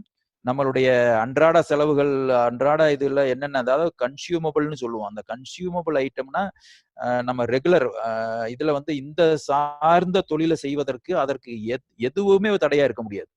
இப்போ நாட்டுல வந்து அன்னைக்கு சென்னையில வெள்ளம் வந்த போது அனைவரும் குழந்தைகளுக்கு பால் இல்ல, காய்கறிகள் இல்ல, இதுல இப்போ இந்த கொரோனாவும் போது நம்ம எல்லாம் வீட்டுக்குள்ள அடங்கி தொழில் செய்தவர்கள் வீட்டை சாத்தி கொண்டு அடங்கியிருக்கிறோம். ஆனா அந்த விவசாயம் செய்பவர்களும் கால்நடைகள் வைத்திருப்பவர்கள் அனைவரும் அந்த தொழில்களை செய்து கொண்டுதான் இருந்தார்கள், அதை செய்து கொண்டுதான் இருக்கிறார்கள். இது வந்து நம்ம கொங்கு அதுல 90% பார்த்தீங்கன்னா நம்ம கொங்கு சொந்தங்கள் தான் அதை செய்து கொண்டிருக்கிறார்கள். அது சார்ந்த தொழிலை செய்வதற்கு இது வந்து ஒரு தடையே இல்லை என்பது என்னுடைய கருத்து. மற்றபடி நாம செய்யக்கூடிய ஒரு சில அதாவது என்ன லக்ஸுரி ஐட்டம்ஸ் அந்த மாதிரியான தொழில் செய்வதற்கு வேண்டுமானால் நீங்கள் இது தருணம் நாளை ஃபியூச்சர்ல மார்க்கெட்டோட சர்வே எல்லாம் பார்த்துட்டு அது மக்கள் வந்து இதுல இருந்தெல்லாம் முன்னேறி வர சமயத்தில் தான் அதற்கு உண்டான ஒரு தருணம் வரும். ஆனா இப்பொழுது நம்மளுடைய அன்றாட உபயோகிப்பான உணவு, உடை, இதுக்கு சம்பந்தமான தொழில்களை செய்வதற்கு இது வந்து நல்ல தருணம். இது எப்பொழுதும் அதுக்கு வந்து ஒரு தடையே இல்லை. அதுதான் என்னுடைய கருத்து. அதுக்கு நல்ல ஒரு தொழில் நம்ம செய்யலாம். அதுக்கு நான் இப்ப சொன்ன இதெல்லாம் வந்து இது போல செய்வதற்கு தடையே கிடையாது. கண்டிப்பாக இப்பொழுது உலகம் வந்து கிட்டத்தட்ட ஒரு வில்லேஜ் போல ஆகிவிட்டது. எந்த இடத்துல இருந்து எந்த இடத்துக்கும் ஒரு டிரான்ஸ்போர்ட்டும் சரி, ஏற்றுமதி செய்வதும் சரி, ஒரு சுலபமான வழிமுறைகள் வந்து விட்டது. அதனால இப்ப செய்வதற்கு இது நல்ல தருணம். நல்ல தருணத்தில் இப்ப அதை எப்படி செய்யலாங்கிறது எல்லாம் இப்ப சேஞ்ச் ஆகி போச்சு. நம்மளுடைய செய்யற நம்ம கான்செப்ட், நம்மளுடைய செய்யக்கூடிய வழிமுறைகள் எல்லாமே வந்து புதிய முறையில் செய்யணும். அதை வந்து நாம ஒரு 2-3 முறை கலந்து ஆலோசித்து அதுக்கு மாதிரி செய்யணும். முன்ன மாதிரி நாம பழைய இது பிரகாரம் செய்யணும் அப்படிங்கிற ஒரு இது இருக்க தனிப்பட்ட முறையிலேயோ ஒரு நம்மளே அங்கேயே செஞ்சு அந்த இடத்துலயே சந்தைப்படுத்துங்கிறது ரொம்ப கஷ்டம். அந்த மாதிரி பண்ண முடியாது.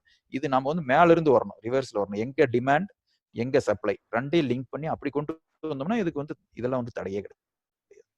மிகவும் சிறப்பான ஒரு நேரடியான பதிலை நமது இன்றைய சிறப்பு பேச்சாளர் தெரிவித்துள்ளார். கிட்டத்தட்ட 10 to 15 அன்பர்கள் இதே கேள்விதான் கேட்டிருந்தீங்க, இந்த கொரோனா சூழ்நிலையில தொழில் ஆரம்பிக்கலாமான்னு.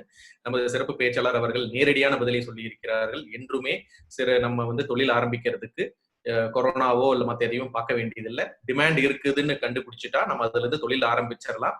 நம்ம நேரடியா எங்க வந்து தொழில் செய்ய முடியுங்கிற உங்க யுக்திகளை கையாண்டு செய்யணும்னு சொல்லியிருக்காரு. அதனால இன்றைய முதல் கேள்வியே மிகவும் ஒரு பாசிட்டிவாக ஒரு திருப்பமாக அமைந்துள்ளது. அடுத்த கேள்வி என்ன கேட்டிருக்காங்கன்னா, ஸ்டார்ட் அப்ஸ் வந்து அவங்களுடைய புது தொழில் ஆரம்பிக்கும் பொழுது வங்கியை எப்படி அணுகுவது, எவ்வாறு ஒரே இடத்தில் தகவல்களை பெற முடியும், அதற்கு ஏதாவது வெப்சைட் இருக்குங்களா, இல்ல எங்க எப்படி அணுகணும் அப்படின்னு கேட்டிருக்காங்க. அதாவது இப்ப ஸ்டார்ட் அப்னு சொல்றதுக்கு வந்து இப்ப எங்க இருந்து ஒரு கன்சல்டன்ட் ஹெட் ஆபீஸ்ல எங்களுக்கு கன்சல்டன்சின்னு ஒண்ணு இருக்கு. அப்ப அக்ரிகல்ச்சர்னா அக்ரிகல்ச்சர் கன்சல்டன்சி இருக்கு. எம்எஸ்எம்இ மற்ற தொழில் அதுக்கு அப்ரைசர்னு ஒண்ணு இருக்கு. அதுல நீங்க ப்ரொபோசல் அந்த உங்களுக்கு அருகில் உள்ள வங்கியில கொண்டு போய் அந்த ப்ரொபோசலை கொடுத்தீங்க அப்படின்னா அவங்க வந்து ஒரு தேர் எக்ஸ்பர்ட்ஸ், அவங்க வந்து அனலைஸ் பண்ணுவாங்க. இதுல மார்க்கெட்டிங் எப்படி இருக்கு, how it will develop further, how it will be யூஸ்ஃபுல்ங்கிறது அவங்க they will appraise the report and give the studies report. அதை பேஸ் பண்ணி அது வந்து it will be useful for அந்த துணை முனைவோருக்கும் அது வந்து யூஸ்ஃபுல்லா இருக்கும். நாளைக்கு அதுல என்னென்ன ஃபியூச்சர்ல சிக்கல் இருக்கு, என்ன அதுல சந்தைப்படுத்துறதா, இல்ல அது வயபுளா, நாளைக்கு இது செஞ்சாக்க உங்களுக்கு வந்து இந்த ரேட் இருக்கு, அதுக்கு யாரெல்லாம் காம்படிட்டர், எல்லாமே அதுல ஃபுல் இன் ஹோல் இதுல அனலைஸ் பண்ணி they will give you the report. அதை பேஸ் பண்ணி தென் ஸ்டார்ட் அப்புக்கு போறது பெஸ்ட். அந்த மாதிரி பண்றது எந்த தொழில இருந்தாலும் அது வந்து ஒரு அனலைஸ் பண்ணி மோர் தேன் 1 crore இருக்கிற ப்ரொபோசல்கள்லாம் புது ஸ்டார்ட் அப்புக்கு அந்த மாதிரியான ஒரு வசதிகள் வங்கியில் இருக்கு. எல்லா வங்கியிலுமே இருக்கு. எஸ்பிஐ இருக்கு, நபார்டுல இருக்கு, எங்க கனரா வங்கியில இருக்கு. எல்லா வங்கியிலுமே அதை வந்து ஒரு அனலைஸ் பண்ணி அந்த மாதிரி ஒரு வாங்கிக்கிட்டு அதுக்கப்புறம் போறது பெட்டர். ஓகே, ஒரு சிறப்பான ஒரு பதில நம்ம இன்றைய சிறப்பு விருந்தினர் கொடுத்திருக்காரு. அடுத்த ஒரு கேள்வி வந்துங்க, உத்யோக் ஆதார் எம்எஸ்எம்இ ஸ்கீம்ல எப்படி போலாம், அது உங்களுடைய ஆலோசனைகள் அப்படிங்கறது ஸ்பெசிபிக்கா கேட்டிருக்காங்க. அதாவது முன்னாடி வந்து அதே வந்து வச்சிருக்காங்க. முன்னால வந்து அது வந்து எஸ்எஸ்ஐ ரெஜிஸ்ட்ரேஷன் ஒன்று இருந்தது. முன்னாடி வந்து ஸ்மால் ஸ்கேல் இண்டஸ்ட்ரீஸ் இருந்தது. இப்போ வந்து எம்எஸ்எம்இன்னு வந்துருச்சு. அதை வந்து ஆன்லைன்லேயே நீங்க ரெஜிஸ்டர் பண்ணிக்கலாம். இப்போ வந்து சிம்பிளிஃபைடு ஆன்லைன்ல போய் உத்யோக் ஆதார் வெப்சைட்ல உள்ள போனீங்க அப்படின்னாக்க உள்ள போய் அதை வந்து ரெஜிஸ்டர் பண்ணிக்கிறதுக்காக எந்த ஒரு தொழில் செய்தாலும் அதை வந்து ரெஜிஸ்டர் பண்ணிக்கணும். முன்னெல்லாம் வந்து அப்ளிகேஷன் எடுத்துட்டு போய் ஆபீஸ்ல போய் அங்க அலைஞ்சிக்கிட்டு அவங்கள பார்க்கணும், இங்க பார்க்கணும், அதை ரெஜிஸ்டர் பண்றதுக்கே உங்களுக்கு மாசக்கணக்கில் ஆகும். இப்போ வந்து எல்லாமே ஆன்லைன் ரெஜிஸ்ட்ரேஷன் உத்யோக் ஆதார். நீங்க ஆன்லைன்ல போய் அதை வந்து அந்த ஃபார்ம் ஃபில்அப் பண்ணி அதுக்கு உண்டான அந்த உங்களுடைய அந்த யார் ஆரம்பிக்கிறாங்களோ தொழில் முனைவருடைய ஆதார் கார்டு, அவருடைய பேன் கார்டு, இதெல்லாம் வந்து அதில் ஸ்கேன் பண்ணி அதில் கொடுத்து இதை ரெஜிஸ்டர் பண்ணிக்கிட்டாக்க அது வந்து ஆதார் நம்பர், உத்யோக ஆதார் நம்பர் கொடுக்கும். அந்த வச்சு நீங்க இண்டஸ்ட்ரீஸ் ஆரம்பிச்சுக்கலாம். அது எல்லாமே ஆன்லைன் முறையில் பண்ணிட்டாங்க. அது ரொம்ப மிக சுலபமான வழி. நீங்க இதுலயே சிஸ்டத்திலேயே செஞ்சுக்கலாம். இந்த மாதிரியான ஒரு இன்டர்நெட் கனெக்ஷன் இருந்தப்போ. ஓகே, நம் சொந்தங்கள் எம்எஸ்எம்இ என்று கூகுளில் டைப் செய்தால் அதுவே உங்களுக்கு எம்எஸ்எம்இ வெப்சைட்டை கொண்டு போய் விட்டுரும். நம்ம சிறப்பு விருந்தினர் சொன்னது, ஆமாங்க, நம்ம சிறப்பு விருந்தினர் சொன்னது போல நீங்க அதுலயே பதிவு செய்து உங்களுடைய அலைச்சலை குறைத்துக் கொள்ளலாம். அடுத்த ஒரு கேள்வி என்ன கேட்டிருக்காங்கன்னா, வெளிநாடுகள்ல உள்ள இன்ட்ரெஸ்ட் சதவீதம் ரொம்ப குறைவாக இருக்கிறது. ஆனா இந்தியாவுல கொடுக்கக்கூடிய வங்கிகள் நமது தொழிலுக்கு வட்டி விகிதங்கள் அதிகமாக கொடுக்கின்றன. இதை எப்படி நம்ம பார்க்கணும், இல்ல தொலைதூர பார்வை எப்படி இருக்கும் அப்படின்னு கேட்டிருக்காங்க. நல்ல கேள்வி. அதாவது நான் ஆரம்பத்திலேயே நான் சொன்னேன், நம்மளுடைய இது வந்து சேமிப்பை அடிப்படையாக கொண்ட பொருளாதாரம், அது வந்து செலவினத்தை அடிப்படையாக கொண்ட பொருளாதாரம், மேற்கத்திய பொருளாதாரம். அங்க வந்து உங்களுக்கு வந்து இப்போ ஒரு ப்ராஜெக்ட் கொடுக்குறீங்க அப்படின்னாக்க அந்த ப்ராஜெக்டுக்கு வந்து அது சேங்ஷன் பண்ணணும். அப்படின்னா சேங்ஷனை கொடுத்துட்டு அதுக்கு எவ்வளவு பணம் தேவைப்படுதோ அப்புறம் தான் டெபாசிட்டே வாங்குவாங்க அங்க. ஏன்னா அங்க வந்து பேங்க்ல வந்து பணத்தை வாங்கி எங்க முதலீடு செய்யறதுன்னு தெரியாம பாத்தீங்கன்னாக்க நீங்க பணத்தை கொண்டு போய் பேங்க்ல போட்டீங்கன்னாக்க நீங்க பணம் கொடுக்கணும், சர்வீஸ் சார்ஜ் நீங்க பே பண்ணணும். It is minus. அங்க வந்து பிகாஸ் யாருமே வந்து சேமிப்பே கிடையாது. அங்க மக்கள் வந்து சேமிப்பை வந்து ஒரு மதிக்கிறது இல்லை. அங்க வந்து நீங்க போனீங்கனாலே உங்களுக்கு வந்து இப்ப நாளைக்கு வேலை இல்லை அப்படின்னாக்க அவங்களுக்கு வந்து ஒரு எம்ப்ளாய்மெண்ட் அலவன்ஸ்னு கொடுக்குறாங்க. இப்போ அமெரிக்காவிலேயே இதுல இப்போ 1,00,000 பேர் வேலையில் இருந்துட்டாங்க அப்படின்னாக்கா 1,00,000 பேருக்கு வந்து ஒரு எம்ப்ளாய்மெண்ட் அலவன்ஸ் கொடுக்குறாங்க. நம்ம நாட்டுல அப்படி இல்லை. நம்ம வந்து நம்மளுடைய சுய சம்பாத்தியத்தை வச்சு நம்ம சேமிப்பு வச்சு அதனால அதுல வட்டியை வாங்கி சாப்பிட்டுட்டு இருக்கிறவங்க பெங்களூர் வரையும் அந்த மாதிரி இருக்கிறவங்க அதிகம். இதுல வந்து நம்ம இதை நம்ம உடனே கம்பேர் பண்ண முடியாது. ஏன்னா நம்மளது வந்து பொருளாதாரத்துல வந்து நிறைய ஏற்றத்தாழ்வுகள் இருக்கு. ஒரு சிலர் வந்து இந்த வட்டியை வச்சு சாப்பிட்றவங்க இருக்கிறாங்க. அதனால வந்து டெபாசிட்டுக்கு வட்டிக்கு போவோம். அதனாலதான் குறைச்சிட்டு வர்றோம். இப்ப முன்னாடி எல்லாம் வந்து பாத்தீங்கன்னா 10-12% இருந்தது டெபாசிட். இன்னைக்கு வந்து இப்போ 5-6% கொண்டாந்தாச்சு, வட்டியை குறைச்சாச்சு. அந்த டெபாசிட்டுக்கு வட்டியை குறைக்கிற போது என்ன ஆகுனாக்க ஒரு சாரார் அஃபெக்ட் ஆகுறாங்க. இப்ப அந்த கவர்மெண்ட் அதையும் பார்க்க வேண்டியது. ரிசர்வ் பேங்க் அதை ஃபிக்ஸ் பண்ற போது இப்ப நம்மளும் அதை ஃபாரின் இதை ஃபாலோ பண்ணி வட்டியை குறைச்சோம் அப்படின்னா டெபாசிட்டுக்கு ஆட்டோமேட்டிக்கா குறைக்கணும். இல்லைனாக்க வங்கிகள் எல்லாமே நஷ்டமடையக்கூடிய சூழ்நிலைக்கு போயிடும். இங்க டெபாசிட்டுக்கு வந்து நாம 8% 9% கொடுக்கல அப்படின்னாக்க ஒரு சாரார் வந்து அஃபெக்ட் ஆவாங்க.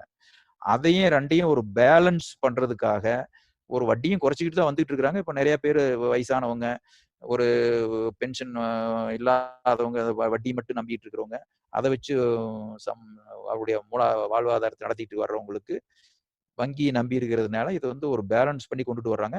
பட் அதே சமயத்தில் இந்த மாதிரி தொழில் முனைவர்களுக்கு வங்கியின் மூலமாக ஃபாரின் கரன்சி லோனு நாங்க அரேஞ்ச் பண்ணி கொடுக்குறோம். அது வந்து அரேஞ்ச் பண்ணி கொடுக்குறோம். அதுவும் வட்டி உங்களுக்கு 3% 4% அந்த மாதிரியான ரேஞ்சில் நாங்க பண்ணி கொடுத்துக்கிட்டு இருக்கிறோம். எக்ஸ்டெண்ட் இப்போ டாலரோ இல்ல பவுண்ட் ஸ்டெர்லிங்கோ இங்க எங்களுக்கு வங்கியில டெபாசிட் வர்ற அளவுக்கு வச்சு நாங்க அங்க வந்து லோன் அரேஞ்ச் பண்ணி கொடுக்குறோம்.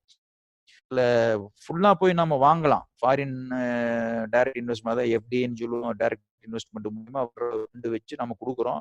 அது என்ன ஆகும் அப்படின்னாக்க, திடீர்னு டாலர் நாளைக்கு 80 ரூபாய்க்கு போச்சு அப்படின்னாக்க, அதை நம்பி நம்ம லோன் வாங்கிட்டோம். அந்த ஃபிளக்சுவேஷன்ல நீங்க வாங்குற வட்டி கம்மின்னு நினைச்சு வாங்கிருப்பீங்க. ஆனா அந்த ஃபிளக்சுவேஷன், எக்ஸ்சேஞ்ச் ரேட் ஃபிளக்சுவேஷன்ல அது நாளைக்கு ஏகப்பட்ட சந்திக்க வேண்டிய சூழ்நிலை வரும். அதனால அதை வந்து ஒரு பேலன்ஸ் பண்ணி ரிசர்வ் பேங்க்ல வந்து இந்த அளவுக்கு வரல நீங்க பணம் கொடுங்க, இந்த அளவுக்கு வரல பண்ணுங்கன்னு சொல்லி கொடுத்துட்டு இருக்கிறோம். அதுல நல்ல முறையில இப்ப ஃபாரின்ல போய் ஏதாவது அவங்க இம்போர்ட் பண்றாங்க, இல்ல ஃபாரின்ல அவங்க தொழில் செய்யறாங்க பண்றாங்க அப்படின்னாக்கா, அதுக்கும் அந்த அந்த ஃபாரின் ரேட் ஆஃப் இன்ட்ரெஸ்ட் கொடுக்கக்கூடிய அளவுக்கு நாங்க ஃபண்ட்ஸ் அரேஞ்ச் பண்ணி கொடுக்குறோம். இப்போ எங்களுதே லண்டன்ல பிரான்ச் இருக்கு, ரஷ்யாவில் பிரான்ச் இருக்கு, அங்கேயும் ஃபாரின் கரன்சி அரேஞ்ச் பண்றோம். இங்க வேணும்னாலும் நாங்க ஃபாரின் கரன்சில லோன் அரேஞ்ச் பண்ணி கொடுக்குறோம். அது வேண்டியவர்களுக்கு கொடுக்குறோம். பட் அங்க வந்து நீங்க அதே வந்து அங்க போய் நீங்க தொழில் பண்ணி அங்க கடன் வாங்குனீங்கன்னாக்க இட் இஸ் 0.2%, 0.5% அந்த ரேஞ்சுக்கு வாங்கலாம். ஏன்னா உங்களுக்கு அவ்வளவு கிடைக்கும். அதை வந்து அங்கிருந்து ஃபண்டை இங்க கொண்டாந்து பண்ணணும்னாக்கா அந்த அரேஞ்சர்ஸ் ஃபீன்னு ஒன்று வரும். அதனாலதான் இங்க வரும்போது அது 4%, 3%.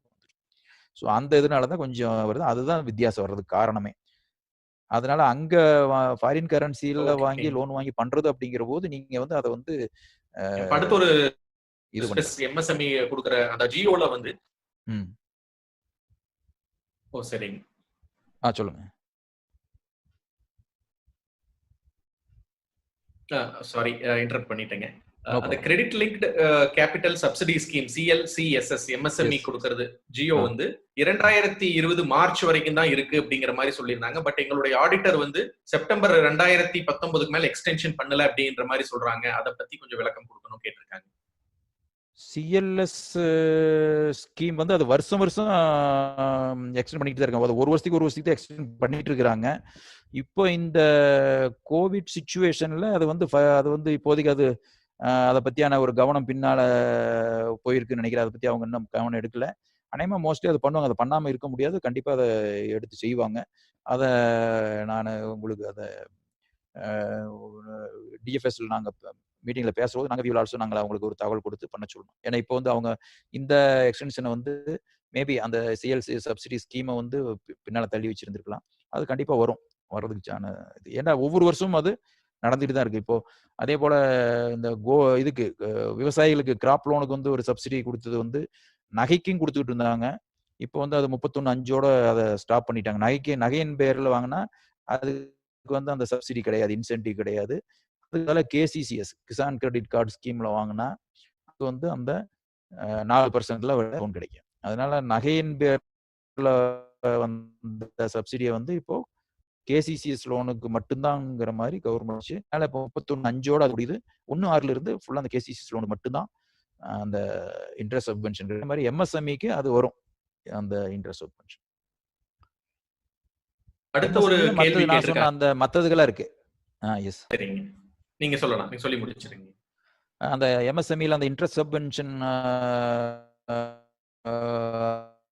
வரக்கு உண்டா இனிமேல் வரலாம்.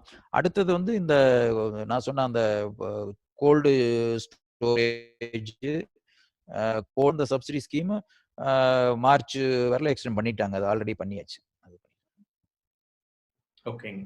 இப்போ ஒரு 5 to 6 நம்ம கொங்கு சொந்தங்கள் ஒரே விதமான கேள்வியை பல விதத்துல கேட்டிருக்காங்க. அதாவது ஒரு புதிய தொழிலோ அல்லது ஆல்ரெடி ரன்னிங்ல இருக்கக்கூடிய ஒரு தொழிலோ ஒரு எக்ஸ்டென்ஷன் போகும் பொழுது அல்லது புதிய தொழில் தொடங்குபவர்கள் புதிய தொழிலுக்கு உண்டான மிஷினரி லோன் வாங்கும் பொழுது பேங்க் வந்து 25% நம்ம பணம் போட்டா போதும், 75% லோன் கொடுக்கலாம் அப்படிங்கிற கோட்பாடு இருந்தாலும் நம்ம எவ்வளவு போட்டா அந்த தொழில நம்ம லாபம் அடைய முடியும், தொழில இருக்கக்கூடிய ஏற்ற இறக்கங்களை அனுசரித்து வெற்றிகரமாக செயல்பட முடியும் அப்படின்னு கேட்டிருக்காங்க. அதாவது அதுதான் வந்து நான் அந்த இதுலயே சொன்னது வந்து நம்ம வந்து முடிந்த அளவு இப்ப ஏன்னா எல்லா தொழிலையுமே பாத்தீங்கன்னா ஒரு ஏற்ற இறக்கம், ஒரு சைக்கிள் வரும். அந்த ஏற்ற இறக்கம் வரும் பொழுதும் யாரு நிக்க முடியுதோ அந்த தொழில்ல அவங்க தான் வந்து கடைசி வரல அது வெற்றியாளர்கள் நடத்த முடியும். ஏற்றத்துல எல்லா தொழிலும் நடக்கும், எல்லாரும் நடப்போம். இப்போ பாத்தீங்க அப்படின்னாக்கா இப்போ ஒரு இந்த கோவிட் சுச்சுவேஷன்னால நிறைய தொழில்கள் முடக்கமாகி அவங்களுக்கு சம்பளம் கொடுப்பதற்கு, ஆட்களை வைத்து வேலை செய்வதற்கு, எனக்கு தெரியும் அங்க ஒருத்தர் கிட்டத்தட்ட ஒரு 20,000 பேருக்கு மேல லேபர்கள் அங்க வச்சு அவங்கள வச்சு சாப்பாடு போட்டுட்டு, இப்ப கையில காசு அவங்க சொந்த பணத்தை கொடுத்து அவங்களுக்கு சம்பளம் கொடுத்து, சாப்பாடு போட்டு, இருப்பிடம் கொடுத்து எல்லாமே பண்ணி ஆட்களை தக்க வைத்து கொடுக்கக்கூடிய சூழ்நிலையில் இருக்கிறவங்க உடனடியாக இப்போ அந்த தொழிலை மறுபடியும் தொடங்கி அதை நடத்த முடியும்.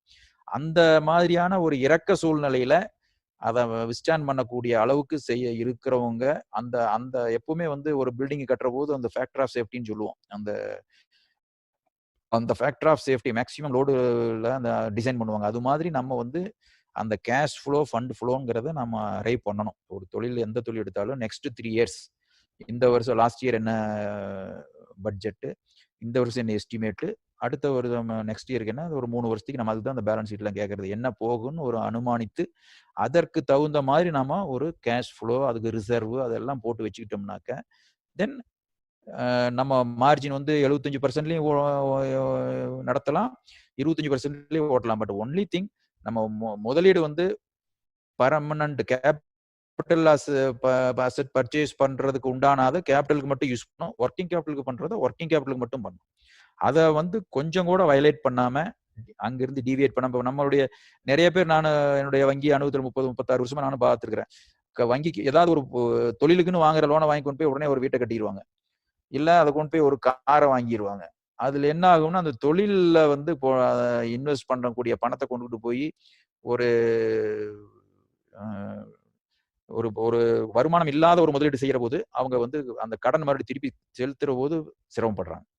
அந்த மாதிரியான ஒரு டைவர்ஷன் இல்லாம அதை வந்து எந்த முதலீடுக்கு தேவையோ அதை செஞ்சாங்க அப்படின்னா கண்டிப்பா அது நம்ம உழைப்புல வந்து நம்ம கொங்கு சொந்தங்களை அடிச்சுக்கவே முடியாது. யாருமே அவங்கள வந்து பீட் பண்றதுக்கு ஆளே கிடையாது. Day and night 24 hours I have seen in my eyes செஞ்சு அதை வந்து கண்டிப்பா அதை வந்து முன்னேறதுக்கு உண்டான வாய்ப்புகள் நிறைய செய்வாங்க.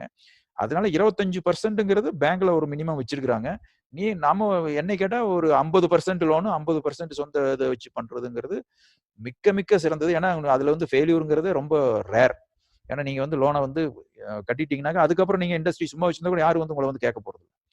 அதுக்காக வந்து அது நம்மளால எவ்வளவு கெப்பாசிட்டி இருக்கு, தொழில் முனைவாருடைய எவ்வளவு ஃபண்டு போட முடியும், அப்படி அவர் வந்து 75% இல்ல 80% கூட லோன் வாங்கலாம். வாங்கி அதை வந்து ஸ்லோவா நல்லா நடக்கிற போது அதை குறைச்சிக்கணும், நம்மளுடைய முதலீடு அதிகப்படுத்திக்கணும். அப்படி பண்ணிக்கிட்டாங்கன்னாக்கா அது ஒரு நல்ல முறையில இப்போ பழைய இதெல்லாம் இப்போ டிவிஎஸ் குரூப், சுந்தரம் குரூப், இந்த மாதிரி எல்லாம் அவங்க எல்லாம் காலங்காலமா அவங்க தொழில் நின்றுகிட்டு இருக்கிறாங்கன்னா காரணம் அவங்களுடைய டெப்ட் வந்து குறைவு, ஈக்விட்டியே மோர். அதுதான் நடைமுறை. அதுல வந்து சூழ்நிலைக்கு தகுந்த மாதிரி நாம டெசிஷன் எடுத்துக்கலாம். அந்த கோல்ட் ஸ்டோரேஜ் மற்றும் விவசாயத்திற்கு உண்டான சப்சிடிஸ் அதெல்லாம் சொல்லியிருந்தீங்க. அதெல்லாம் எங்க நம்ம தகவல்கள் பெற முடியும், எப்படி சுலபமாக எடுக்க முடியும்? இது இந்த மினிஸ்ட்ரி ஆஃப் இந்த ஃபுட் ப்ராசஸிங் இண்டஸ்ட்ரீஸ் அதுல ஹலோ கேக்குதுங்க. ஃபுட் ப்ராசஸிங் இண்டஸ்ட்ரீஸ்னு போய் உள்ள நீங்க வெப்சைட்டுக்கு போனாலே அதுல இருந்து நிறைய இது வரும். இல்ல கோல்டு செயின்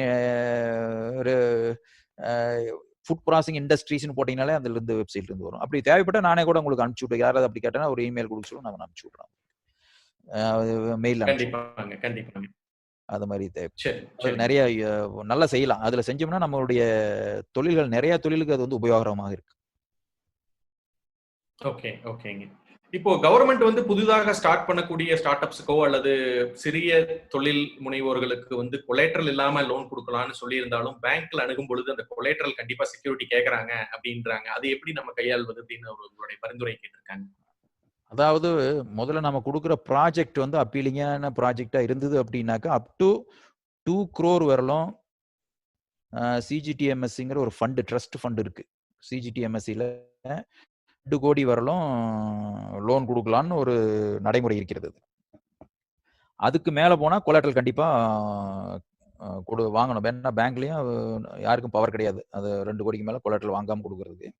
2 கோடி வரலும் சிஜிடிஎம்எஸ்சி ஃபண்ட் ட்ரஸ்ட்டில் கேரண்டி அதில் பட் அதில் வந்து உங்களுக்கு ஒரு 0.75 to 1% நீங்கள் எக்ஸ்ட்ரா ஃபீஸ் பே பண்ணும். எவ்ரி இயர் பணம் கட்ட வேண்டி வரும். அந்த கேரண்டிக்கு நீங்கள் ஃபீஸ் கட்டணும், ப்ரீமியம் அது கட்டணும். அது வந்து உங்களை வட்டி விட அது 0.7% அது எக்ஸ்ட்ரா வரும், வருஷம் வருஷம் அது கட்டணும். ஒன்லி திங் இன்னைக்கு இந்த டேட்டில் வந்து ப்ரொப்போசல் வயபுளா, ஓகே இது வந்து நல்ல ப்ரொப்போசல் நல்ல இதாகுங்கிற மாதிரி ப்ராஜெக்ட் இஸ் இஃப் வயபுள்னா இதெல்லாம் வந்து அடுத்த செகண்ட் ஸ்டெப்ஸ் தான் வரும். அடுத்த ஸ்டெப்ஸ் தான் இதை பார்ப்பாங்க. அதில் வந்து இப்போ up to 2 crore they will definitely cover under CGTMSC அந்த இதில் கொடுப்பாங்க. அதில் ஒன்றும் எகைன் நம்மளுடைய கிரெடிபிலிட்டி. இப்போ நாமளே வந்து ஒருத்தர் வந்து லோன் கேட்குறாங்க அப்படின்னாக்கா how we are running the industry, how we put forth our project கன்வின்சிங்காக கொடுத்தோம்னாக்கா அந்த ப்ரொப்போசல் இஸ் அதை பார்த்தாலே நமக்கு they will also be convinced. அந்த மாதிரி கொண்டு வரும். Okay okay. அடுத்தது முக்கியமான இன்னொரு கேள்வி கேட்டிருக்காங்க. நம்மளுடைய தொழில வந்து விமன் ஆண்டர்பிரினர்ஸ், பெண்களுக்கு ஏதாவது சிறப்பு சலுகைகள் உண்டா, சப்சிடிஸ் உண்டா, தொழிலுக்கு உண்டா அப்படிங்கிற மாதிரி? இப்போ நான் இப்போ அந்த இது சொன்னேனே, அந்த இதில் இந்த உமன் வந்து ஜென்ரலாக அவங்க என்டர்பிரினர்ஸ் அவங்க அசோசியேஷன் வச்சு அவங்க அந்த காமன் ஃபெசிலிட்டி சென்டர்லாம் வச்சாங்கன்னாக்கா அதில் வந்து 80% சப்சிடி. மற்ற நம்ம ஜென்ட்ஸ்னாக்கா 60%. அதில் பர்சன்டேஜ் வித்தியாசம் இருக்குது. அதே மாதிரி இப்போ பேங்க்ல எல்லாம் நாங்கள் இப்போ எஜுகேஷன் லோன் கொடுத்துட்டு இருக்கிறோம் படிப்புக்கிறதுக்கு. அதில் வந்து உமன்ஸ்க்கு வந்து 0.5%, லேடிஸ்க்கு வந்து வட்டி குறைவு. சப்சிடியில் வந்து அந்த infrastructure, gold storage plus national horticulture mission இதில் வந்து உமன் என்டர்பிரினர்ஸ் இருந்தாங்க அப்படின்னாக்கா அதில் வந்து பர்சன்டேஜ் ஆஃப் சப்சிடி வந்து அதிகம். சரிங்க சரிங்க. இப்போ அடுத்தது இன்னொரு கேள்வி கேட்டிருக்காங்க. நம்மளுக்கு பில்டிங் லோன் அந்த மாதிரி ஏதாவது வாங்கும் பொழுது நம்மளுக்கு சப்சிடி அந்த மாதிரி ஏதாவது கிடைக்குமா? அது எப்படி நம்ம அணுகிறது அப்படின்னு புது பில்டிங் கட்டுறதுக்கு அப்படிங்கிறது ஒரு ஜெனரலான ஒரு क्वेश्चन கேட்டிருக்காங்க. இல்ல அது வந்து பில்டிங்னா அது பர்பஸோட இருக்கணும். பில்டிங்னா இப்போ நான் சொல்றது இப்போ இண்டஸ்ட்ரி, சும்மா வெறும் நம்ம வீடு கட்டுறதுக்குலாம் சப்சிடி கிடையாது. சும்மா ஒரு ஹால், மேரேஜ் ஹால் கட்டுறதுக்கு சப்சிடி கிடையாது. கோல்டு ஸ்டோரேஜ் கட்டினா பில்டிங் அதுக்கு உண்டு, ஃபேக்டரிக்கு கட்டினா அதுக்கு உண்டு. அதில் வந்து அந்த ப்ராஜெக்ட் காஸ்ட் அவங்க எடுத்து அதில் வந்து பர்சன்டேஜ் ஆஃப் ப்ராஜெக்ட் காஸ்ட்ல சப்சிடி கொடுக்குறோம். இப்போ 35%. இப்போ கோல்டு ஸ்டோரேஜ் கட்டினீங்க அப்படின்னா இப்போ கூட நாங்கள் ஒரு கொடுத்த 35% to the maximum of 5 crore subsidy கொடுக்கலாம் கோல்டு ஸ்டோரேஜுக்கு அப்படிங்கிற மாதிரி ஒரு இது இருக்கு. அந்த மாதிரியான பர்பஸோட இருக்கணும், எனி பர்பஸ்.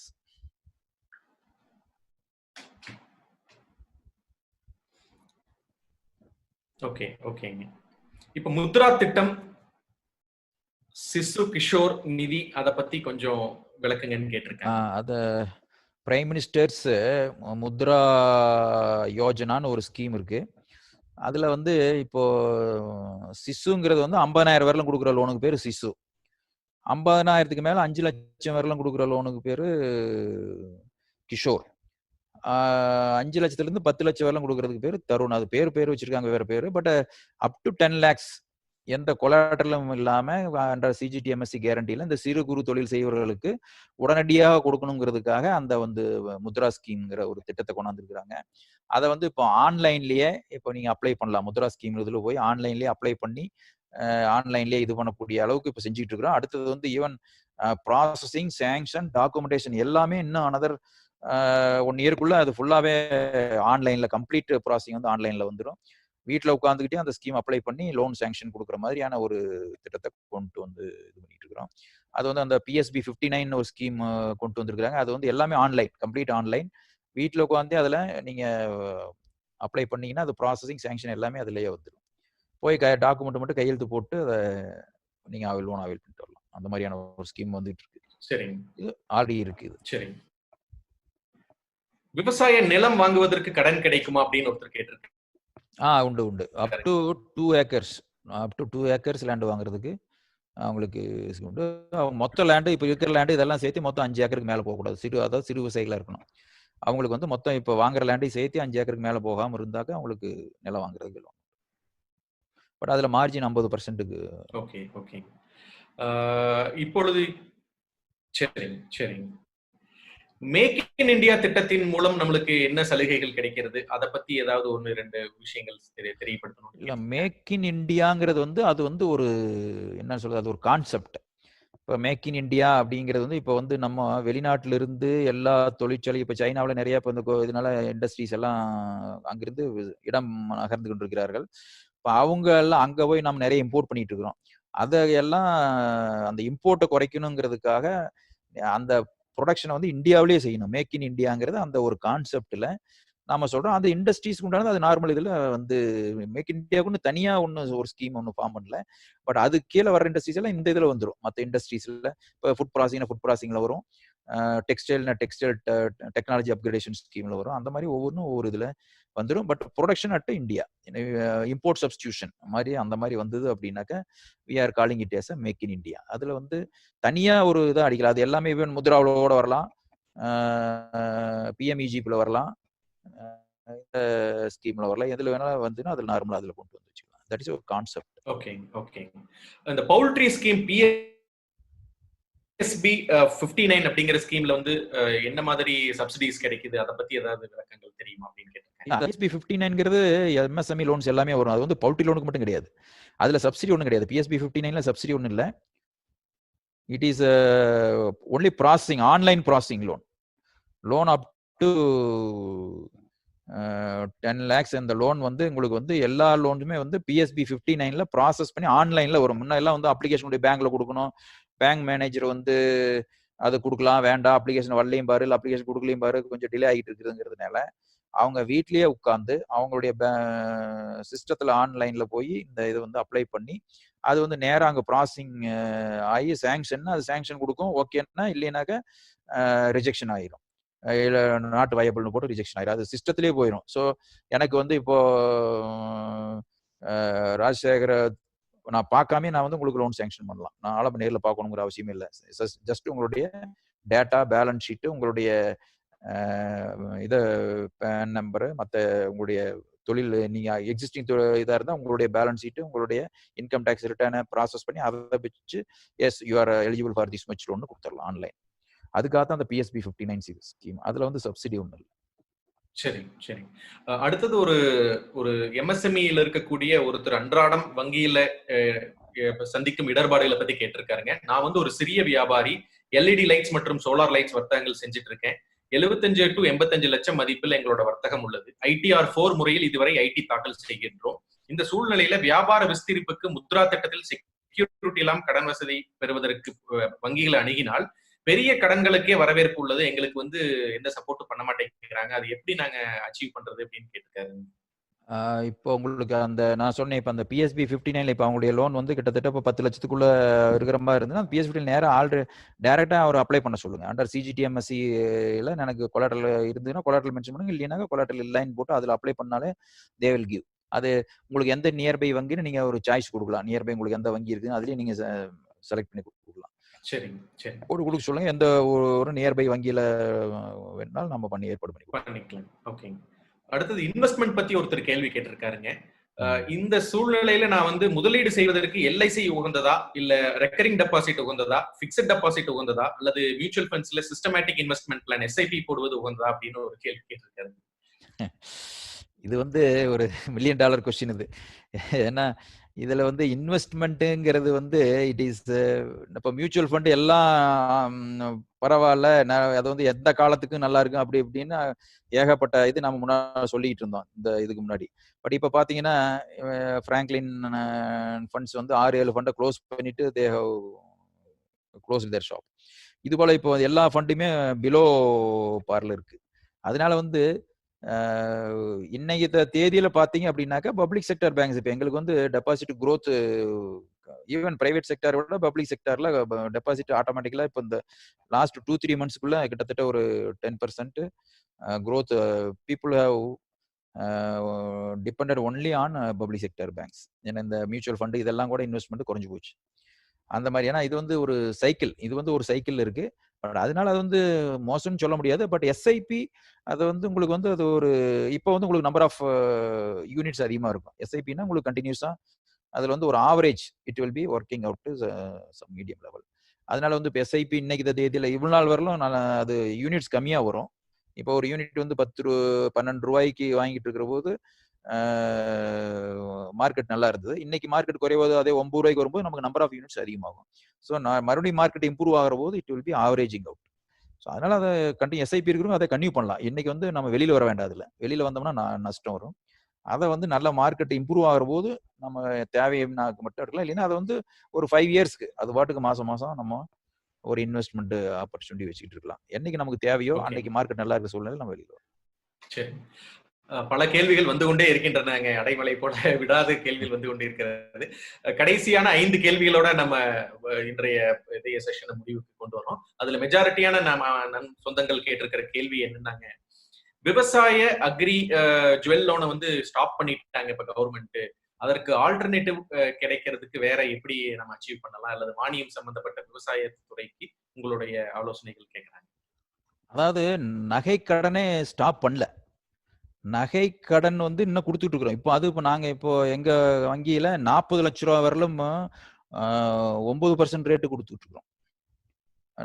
7.85 நாட் 9%, 7.85 ரேஞ்சுக்கு 40 லட்சம் வரலும் நகை கடன் எடுக்கலாம். பட் அதுல வந்து முன்னால வந்து 4%, அது எதுன்னா விவசாயத்துக்கு 3 லட்சம் வரலும் அவங்க கவர்மெண்ட்ல ஒரு இன்ட்ரெஸ்ட் சப்வென்ஷன் கொடுத்தாங்க. அதுல வந்து ஒரு முதல்ல வட்டியில ஒரு 2%, ப்ராம்ப்டா அந்த டியூ டேட்டுக்குள்ள கட்டிட்டாக்க ஒரு 3%, 5% வந்து அவங்க அந்த இன்ட்ரெஸ்ட்டை கவர்மெண்ட்ல இருந்து கொடுத்துக்கிட்டு இருந்தாங்க.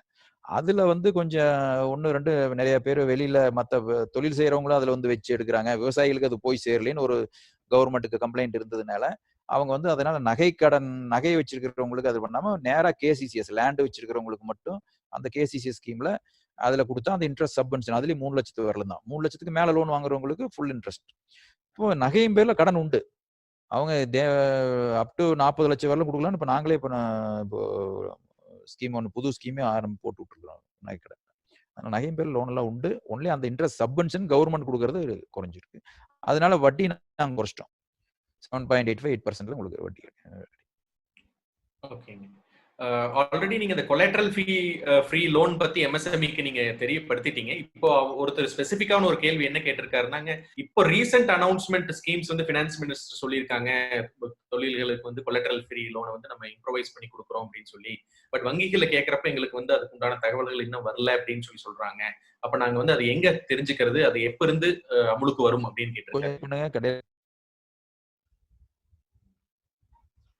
ஹலோ, கொஞ்சம் ரிப்பீட் பண்ணுங்க அந்த கேள்வி. ஓகே. அதாவது எம்எஸ்எம்இ செக்மெண்ட்ஸ்க்கு வந்து கொலாட்ரல் ஃப்ரீ லோன் அப்படிங்கறது நீங்க ஆல்ரெடி எக்ஸ்பிளைன் பண்ணியிருந்தீங்க. இப்போ சமீபத்துல ஃபினான்ஸ் மினிஸ்டர் வந்து கொலாட்ரல் ஃப்ரீ லோனை வந்து இம்ப்ரவைஸ் பண்ணி அதிகமான சலுகைகள் கொடுக்கறதாக தெரிவிச்சிருந்தாங்க. நாங்க எங்க வங்கிகளை தொடர்பு கொண்ட பொழுது அவங்க வந்து எங்களுக்கு அது உண்டான தகவல்கள் இன்னும் வரல, நோட்டிபிகேஷன்ஸ் எதுவும் வரல அப்படின்னு சொல்றாங்க. இப்ப நம்ம எப்ப வந்து அதை தெரிஞ்சுக்கிறது, எப்ப இருந்து அது அமுலுக்கு வரும் அப்படின்னு ஒருத்தர் கேட்டிருக்காருங்க. இல்ல அதாவது இப்போ அறிவிச்சிருக்கிற இப்போ இந்த கோவிட் சுச்சுவேஷன்ல அறிவிச்சிருக்கிறது வந்து கொலாட்ரல் ஃப்ரீ லோனுன்னு அவங்க அந்த மாதிரி சொல்ல, எக்ஸிஸ்டிங் கஸ்டமர்ஸ் இப்போ இருக்கிற எக்ஸிஸ்டிங் கஸ்டமர்ஸ் கொலாட்ரல் ஃப்ரீ லோனுங்கிறது 2 கோடி வரலும் ஆல்ரெடி இருக்காது. முன்னால இருந்து இருக்கிறது அது அப்படியே இருக்கு. இப்போ அவங்க அறிவிச்சிருக்கிறது வந்து இப்போ ஆல்ரெடி நீங்க வந்து எக்ஸிஸ்டிங் பாரோயர் உங்களுக்கு வந்து அடிஷனலா இப்போ 1 லட்சம் வாங்கியிருக்கிறீங்க அப்படின்னாக்கா 1,10,000 வாங்கிக்கலாம், 1,20,000 உங்களுக்கு எவ்வளவு தேவையோ 1,20,000 வரலாம் அதே செக்யூரிட்டி பேர்ல வாங்கிக்கலாம்னு சொல்லி அதுதான் இப்போ அறிவிச்சிருக்காங்க. கோவிட் சுச்சுவேஷன்ல உங்களுக்கு மற்ற செலவு இதுக்கெல்லாம் வேண்டி அதை வந்து ஒரு 20% இன்க்ரீஸ் பண்ணி நீங்க அவைல் பண்ணிக்கலாம்னு சொல்லியிருக்காங்க. மற்றபடி அந்த கொலாட்ரல் ஃப்ரீ லோனுக்கு அந்த 2 கோடிங்கிறது புதுசா வாங்குற லோனுக்கு அது இருக்கு. அது அந்த இது அப்படியே தொடர்ந்துகிட்டு இருக்கு. வேற ஒன்றும் இன்னும் வேற கொலாட்ரல் ஃப்ரீ லோன் புதுசா வேற அந்த அறிவிப்பும் இல்லை. ஓகேங்க. அடுத்தது இன்னொரு முக்கியமான ஒரு கேள்வி ஒரு நண்பர் கேட்டிருக்காருங்க. லோன் சாங்ஷன் வந்து ஃப்ரெஷ் ஸ்டார்ட் அப்ஸ்க்கு பண்ணும் பொழுது பல கேள்விகள் மற்றும் எல்லாமே கொடுக்கறாங்க. கொடுத்ததுக்கு பிறகு அந்த லோன் சாங்ஷன் வந்து வங்கிகளுக்கு டிஃபரன்ஸ் இருக்கு. நம்ம எந்த வங்கியை எப்படி சூஸ் பண்றது, எந்த வங்கி சிறந்த வங்கி, நம்மளுக்கு பிரைவேட் பேங்க் நல்லதா, பப்ளிக் செக்டர் பேங்க் நல்லதா அப்படிங்கிறது நம்ம வந்து ஒரு பெர்சன்டேஜ் பேஸ் பண்ணி போகணுமா, இல்ல அதுக்கு உண்டான அடிப்படை ஃபவுண்டேஷன் எதை வச்சு நம்ம முடிவுக்கு வர்றது அப்படின்னு கேட்டிருக்காருங்க. அதாவது இதுல வந்து ஒவ்வொரு ஏன்னா இப்ப நான் வந்து பப்ளிக் செக்டார் பேங்க்ல இருந்துகிட்டு நான் பப்ளிக் செக்டார் பேங்க்னு சொன்னாக்க அது வந்து ஒரு நீங்க அதனால சொன்னீங்கன்னு அவங்க ஒரு தவறாக நினைக்கூடும். பட் இருந்தாலும் எந்த தொழிலையுமே ஒரு முன்னேற அதாவது லாங் டேர்ம் பெர்ஸ்பெக்டிவ்ல நீங்க எடுக்கணும் அப்படின்னு போனீங்க அப்படின்னா ஒரு உங்களுடைய வீட்டுக்கு வர தொழில் செய்யக்கூடிய இடத்துக்கு அருகில் உள்ள ஒரு தேசியமயமாக்கப்பட்ட வங்கியில நீங்க கணக்கு திறந்து அங்க வாங்குறது நல்லதுன்னுங்கிறது என்னோட அபிப்பிராயம். ஏன்னா அது வந்து எப்போதைக்கும் வந்து ஒரு லாபத்தை மட்டும் அடிப்படையாக செயல்படக்கூடியது கிடையாது வங்கி. இதை வந்து தேசியமயமாக்கப்பட்டியோட இது. அதனால அதுல வந்து ஒரு இது வேண்டாம், இது வந்து வயபிள் இல்லை அப்படின்னா அந்த வயபிள் இல்லைங்கிறத எடுத்து சொல்லுவாங்க. ஆனா தனியாரோட வங்கி வந்து அது லாப நோக்கத்தோடு செயல்படக்கூடிய சூழ்நிலை இருக்கிறதுனால அதுல வந்து இன்னைக்கு உங்ககிட்ட அந்த அக்கௌண்ட் ஒண்ணு வாங்கணும் அப்படிங்கிறதுக்காக அந்த உங்களை அக்கௌண்ட் ஓபன் பண்ண தொடங்க சொல்லி அதுக்கு உண்டான சார்ஜஸ் ஃபீஸ் எல்லாமே வாங்கிட்டு மறுபடியும் நாளைக்கு இது வந்து தொடர் தொழில் இன்னைக்கு தொடங்கி இன்னையோட நிறுத்த போறது. இது வந்து உங்களுடைய காலம் முழுது நடத்தக்கூடிய இருக்கிறதுனால இது தொடருங்கிறதுக்காக வேண்டி அது எப்படி வருங்கிறது நம்ம சொல்ல முடியாது. அது தனியார் மயமாக்கப்பட்டியில் ஒரு சில வங்கி இருக்கு. இப்ப நம்ம கரூர்ல எடுத்துக்கிட்டா கரூர் வைசியா பேங்க் இருக்கு. இங்க கேரளாவில் எடுத்துட்டா ஃபெடரல் பேங்க் இருக்கு. அந்த மாதிரி ஒரு சில நடந்துகிட்டு இருக்குது. அந்த மாதிரியான வங்கியில பக்கமா இருந்துன்னா அதுல போகலாம். இல்லைன்னா தேசிய வங்கியில வர்றது சிறந்தது. என்ன லாங் டேர்ம். ஓகே. அடுத்தது விவசாயத்துறை சார்ந்த ஒரு கேள்வி கேட்டிருக்காங்க. அக்ரி பர்பஸ்க்கு வந்து நாங்க சோலார் சிஸ்டம் இன்ஸ்டால் பண்ணலாம் அப்படிங்கிற ஒரு முனைப்புல இருக்கிறோம். தண்ணி எடுத்து பண்றதுக்கு சோலார் பம்ப் 5 HP 10 HP அந்த மாதிரி நாங்க இன்ஸ்டால் பண்ணலாம்னு ஒரு ஐடியால இருக்கோம். அதுக்கு என்ன மாதிரி லோன் கிடைக்கும், சப்சிடி எவ்வளவு கிடைக்கும் அப்படிங்கறது ஒரு கேள்வி கேட்டிருக்காங்க. அதுக்கு தான் உங்களுக்கு இந்த இதுலயே சோலார் பம்புனே ஒரு தனியா இருக்கு. இந்த வாட்ஸ்அப்ல இந்த வெப்சைட்ல போனாலே கிடைக்கும். MNRE ministry of non renewable energy சோர்சஸ்லயே இந்த ஸ்கீம்ஸ் எல்லாம் ஃபார்ம் பண்ணி அதுலயே போட்டிருக்காங்க. அதுல நீங்க டைரக்டா இதை லோனை அப்ளை பண்ணிட்டு அந்த இது ஸ்கீம்ல போட்டீங்கனாலே உங்களுக்கு அதுல உண்டான சப்சிடி மானியம் எல்லாமே வருது. இப்போ சோலார் இது எல்லாமே உங்களுக்கு அந்த ஸ்கீமே ஒன்று தனியா போட்டிருக்காங்க. அது வெப்சைட்லயே போனாலே அதுல. சரிங்க.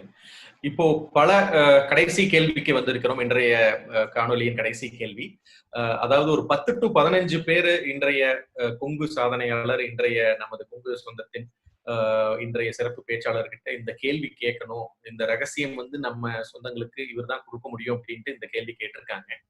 என்ன கேள்வி அப்படின்னா, நிறைய தொழில் நாங்க செய்யறோம், நிறைய பேர் சிறு லெவல்ல அல்லது பெரிய லெவல்ல இல்ல மீடியம் லெவல்ல தொழில் செஞ்சுட்டு இருக்காங்க. அதுக்கு நாங்க வங்கிகள் மூலமா லோனும் பெற்றுக் கொண்டுள்ளோம். சில சமயங்கள்ல தொழில் நிமித்தமாக நமக்கு வந்து ஒரு டிலே ஆகக்கூடிய சிச்சுவேஷன் அல்லது தொழில் ஏற்றம் இறக்கம் இருக்கும் பொழுது நம்ம சில இடையூறுகளை சந்திக்கிறோம். அப்படி சந்திக்கும் பொழுது எந்த வகையான ஒரு ஒரு படுகுழின்னு சொல்றோம் இல்லைங்களா, பிட்ஃபால்ல நம்ம விழுகாம தற்காத்துக் கொள்ளுவது, எப்படி நம்மளுடைய அக்கவுண்ட் வந்து என்பிஏ ஆகாம தவிர்த்து நம்ம வந்து தொழில லாபகரமாக கொண்டு செல்வது அப்படின்னு ஒரு கேள்வி கேட்டிருக்காங்க. இந்த அந்த கடன் பெறுபவர்கள்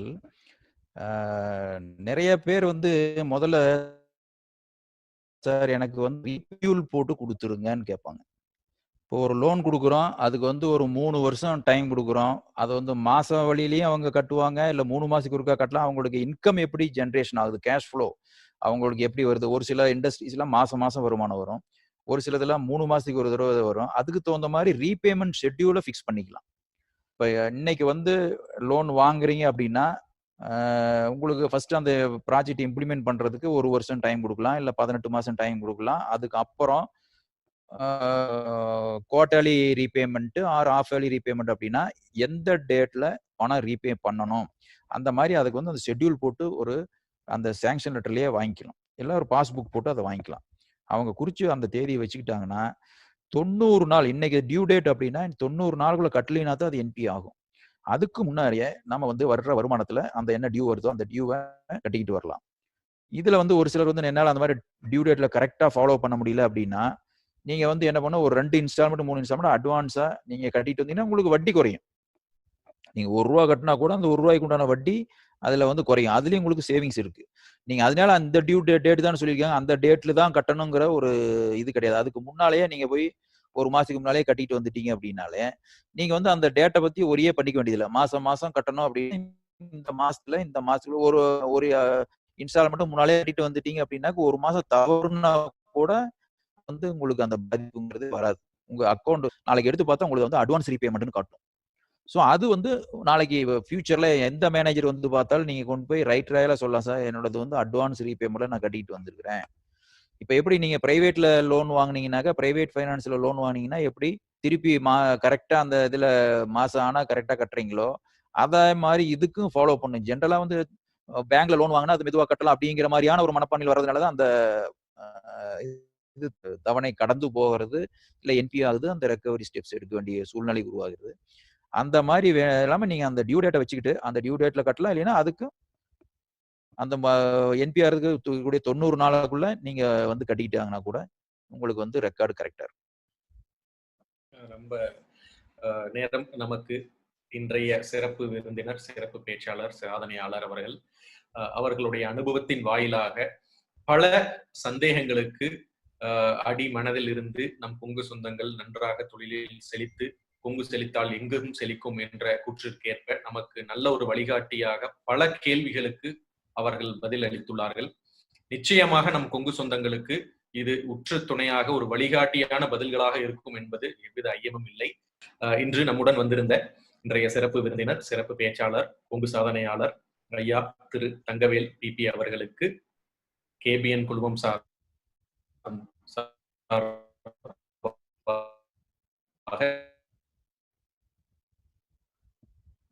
நெஞ்சார்ந்த நன்றிகளை தெரிவித்துக் கொள்கிறோம். அனைத்து கொங்கு சொந்தங்களும் பல நாள் வந்து நமக்கு ஷேர் பண்ண இன்ஃபர்மேஷன் கிடைக்க முடியாத ஒரு அரிய விளக்கங்களை கொடுத்துள்ளார்கள். எங்களுக்கு இந்த விஷயங்களை எந்த மேனேஜரை போய் பார்த்தாலும், எந்த ஜிஎம் லெவல்ல இருக்கிறவங்களை பார்த்தாலும் அவ்வளவு சுலபமா கிடைக்காத ஒரு அற்புதமான விஷயங்களை நீங்க எங்களுக்கு பகிர்ந்திருக்கிறீங்க. அதற்கு உங்களுக்கு நெஞ்சார்ந்த கோடான கோடி நன்றிகள் அப்படின்னு நிறைய பேர் தகவல் தெரிவிச்சிருக்காங்க. அந்த தகவல்களை, அந்த காம்ப்ளிமெண்ட்ஸை இன்றைய சிறப்பு பேச்சாளர் அவர்களுக்கு உரித்தாக்கி அனைத்து கொங்கு சொந்தங்களுக்கும் நன்றி நன்றி என்று கூறி இன்றைய சிறப்பு காணொளியை நிறைவு செய்கின்றோம். நன்றி, வணக்கம்.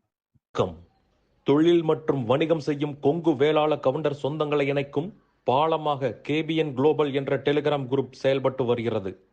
39 நாடுகளைச் சேர்ந்த 3585 கொங்கு வேளாள கவுண்டர் சொந்தங்கள் அதில் ஒரே குடும்பமாக தொழில் விவரங்களையும் தொழில் வாய்ப்புகளையும் அவர்களுக்குள் பரிமாறிக்கொண்டு உள்ளார்கள். இந்த குழு எந்த ஒரு அரசியல் கட்சியையோ அரசியல் தலைவர்களையோ பின்பற்றாத ஒரு குழுவாகும். நமது சமுதாயத்தின் மேல் அக்கறை கொண்டு முற்றிலும் நம் மக்களின் வர்த்தகத்தை உயர்த்த வேண்டும் என்ற உன்னத நோக்கில் செவ்வனே செயல்பட்டு வருகிறது. கேபிஎன் என்ற பெயரில் மலேசியா கோலாலம்பூரில் பழனியப்பன் மாரப்பன் அவர்களால் தொடங்கப்பட்டு தற்போது தமிழ்நாட்டில் Kongu business network KPN association என்ற பெயரில் தமிழ்நாடு அரசில் பதிவு செய்யப்பட்டு தொழில் முனையும் கொங்கு சொந்தங்கள் ஆதரவோடு சிறப்புடன் செயல்பட்டு வருகிறது. கேபிஎன் குளோபல் குழு தவிர வேறு எந்த ஒரு பெயரிலும் வாட்ஸ்அப் குழு, டெலிகிராம் குழு கிடையாது. இது நமது கொங்கு சொந்தங்களின் தொழில் மற்றும் சமுதாய முன்னேற்றத்திற்கு சேவை மனப்பான்மையுடன் உருவாக்கப்பட்ட அரசியல் சார்பற்ற அமைப்பு. இந்த குழுவில் இணைவதற்கு எந்த ஒரு கட்டணமும் கிடையாது. ஒரு சிலர் கேபிஎன் பெயரை பயன்படுத்தி சந்தா வசூலித்து சுய லாபத்துக்காக குழுக்களை அமைத்துக் கொண்டிருக்கின்றனர். அவ்வாறு செயல்படும் குழுவுக்கும் நமக்கும் எந்த தொடர்பும் கிடையாது.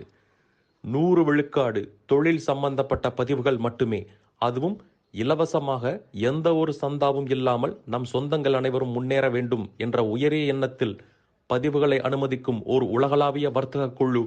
நம் தொழில் அபிவிருத்திக்கு ஏற்ற ஓர் உபயோகமுள்ள ஒரே குழு கேபிஎன் குளோபல் டெலிகிராம் குழு. சொந்தங்களுக்கு இது குறித்து சந்தேகங்கள் இருந்தால் +60 13299144 +6 13 2999 என்ற அலைபேசி எண்ணில் வாட்ஸ்அப் குறுஞ்செய்தி அனுப்பலாம். நன்றிகளுடன் மலேசியா பழனியப்பன் மாரப்பன் அவர்கள் சார்பாக செழியன் குமாரசாமி. நீங்கள் நமது கொங்கு சொந்தங்கள் வாழ்வில் முன்னேற வேண்டும் என்று விரும்பினால் இந்த தகவலை உங்கள் சொந்தங்களுடன் பகிர்ந்து மகிழ்ந்திட அன்புடன் வேண்டுகிறேன். கேபிஎன் குளோபல் டெலிகிராம் குழுவில் இணைந்து உங்கள் தொழில் வணிக உறவுகளை விரிவுபடுத்தி வளம் பெற வாழ்த்துகிறேன். வணக்கம்.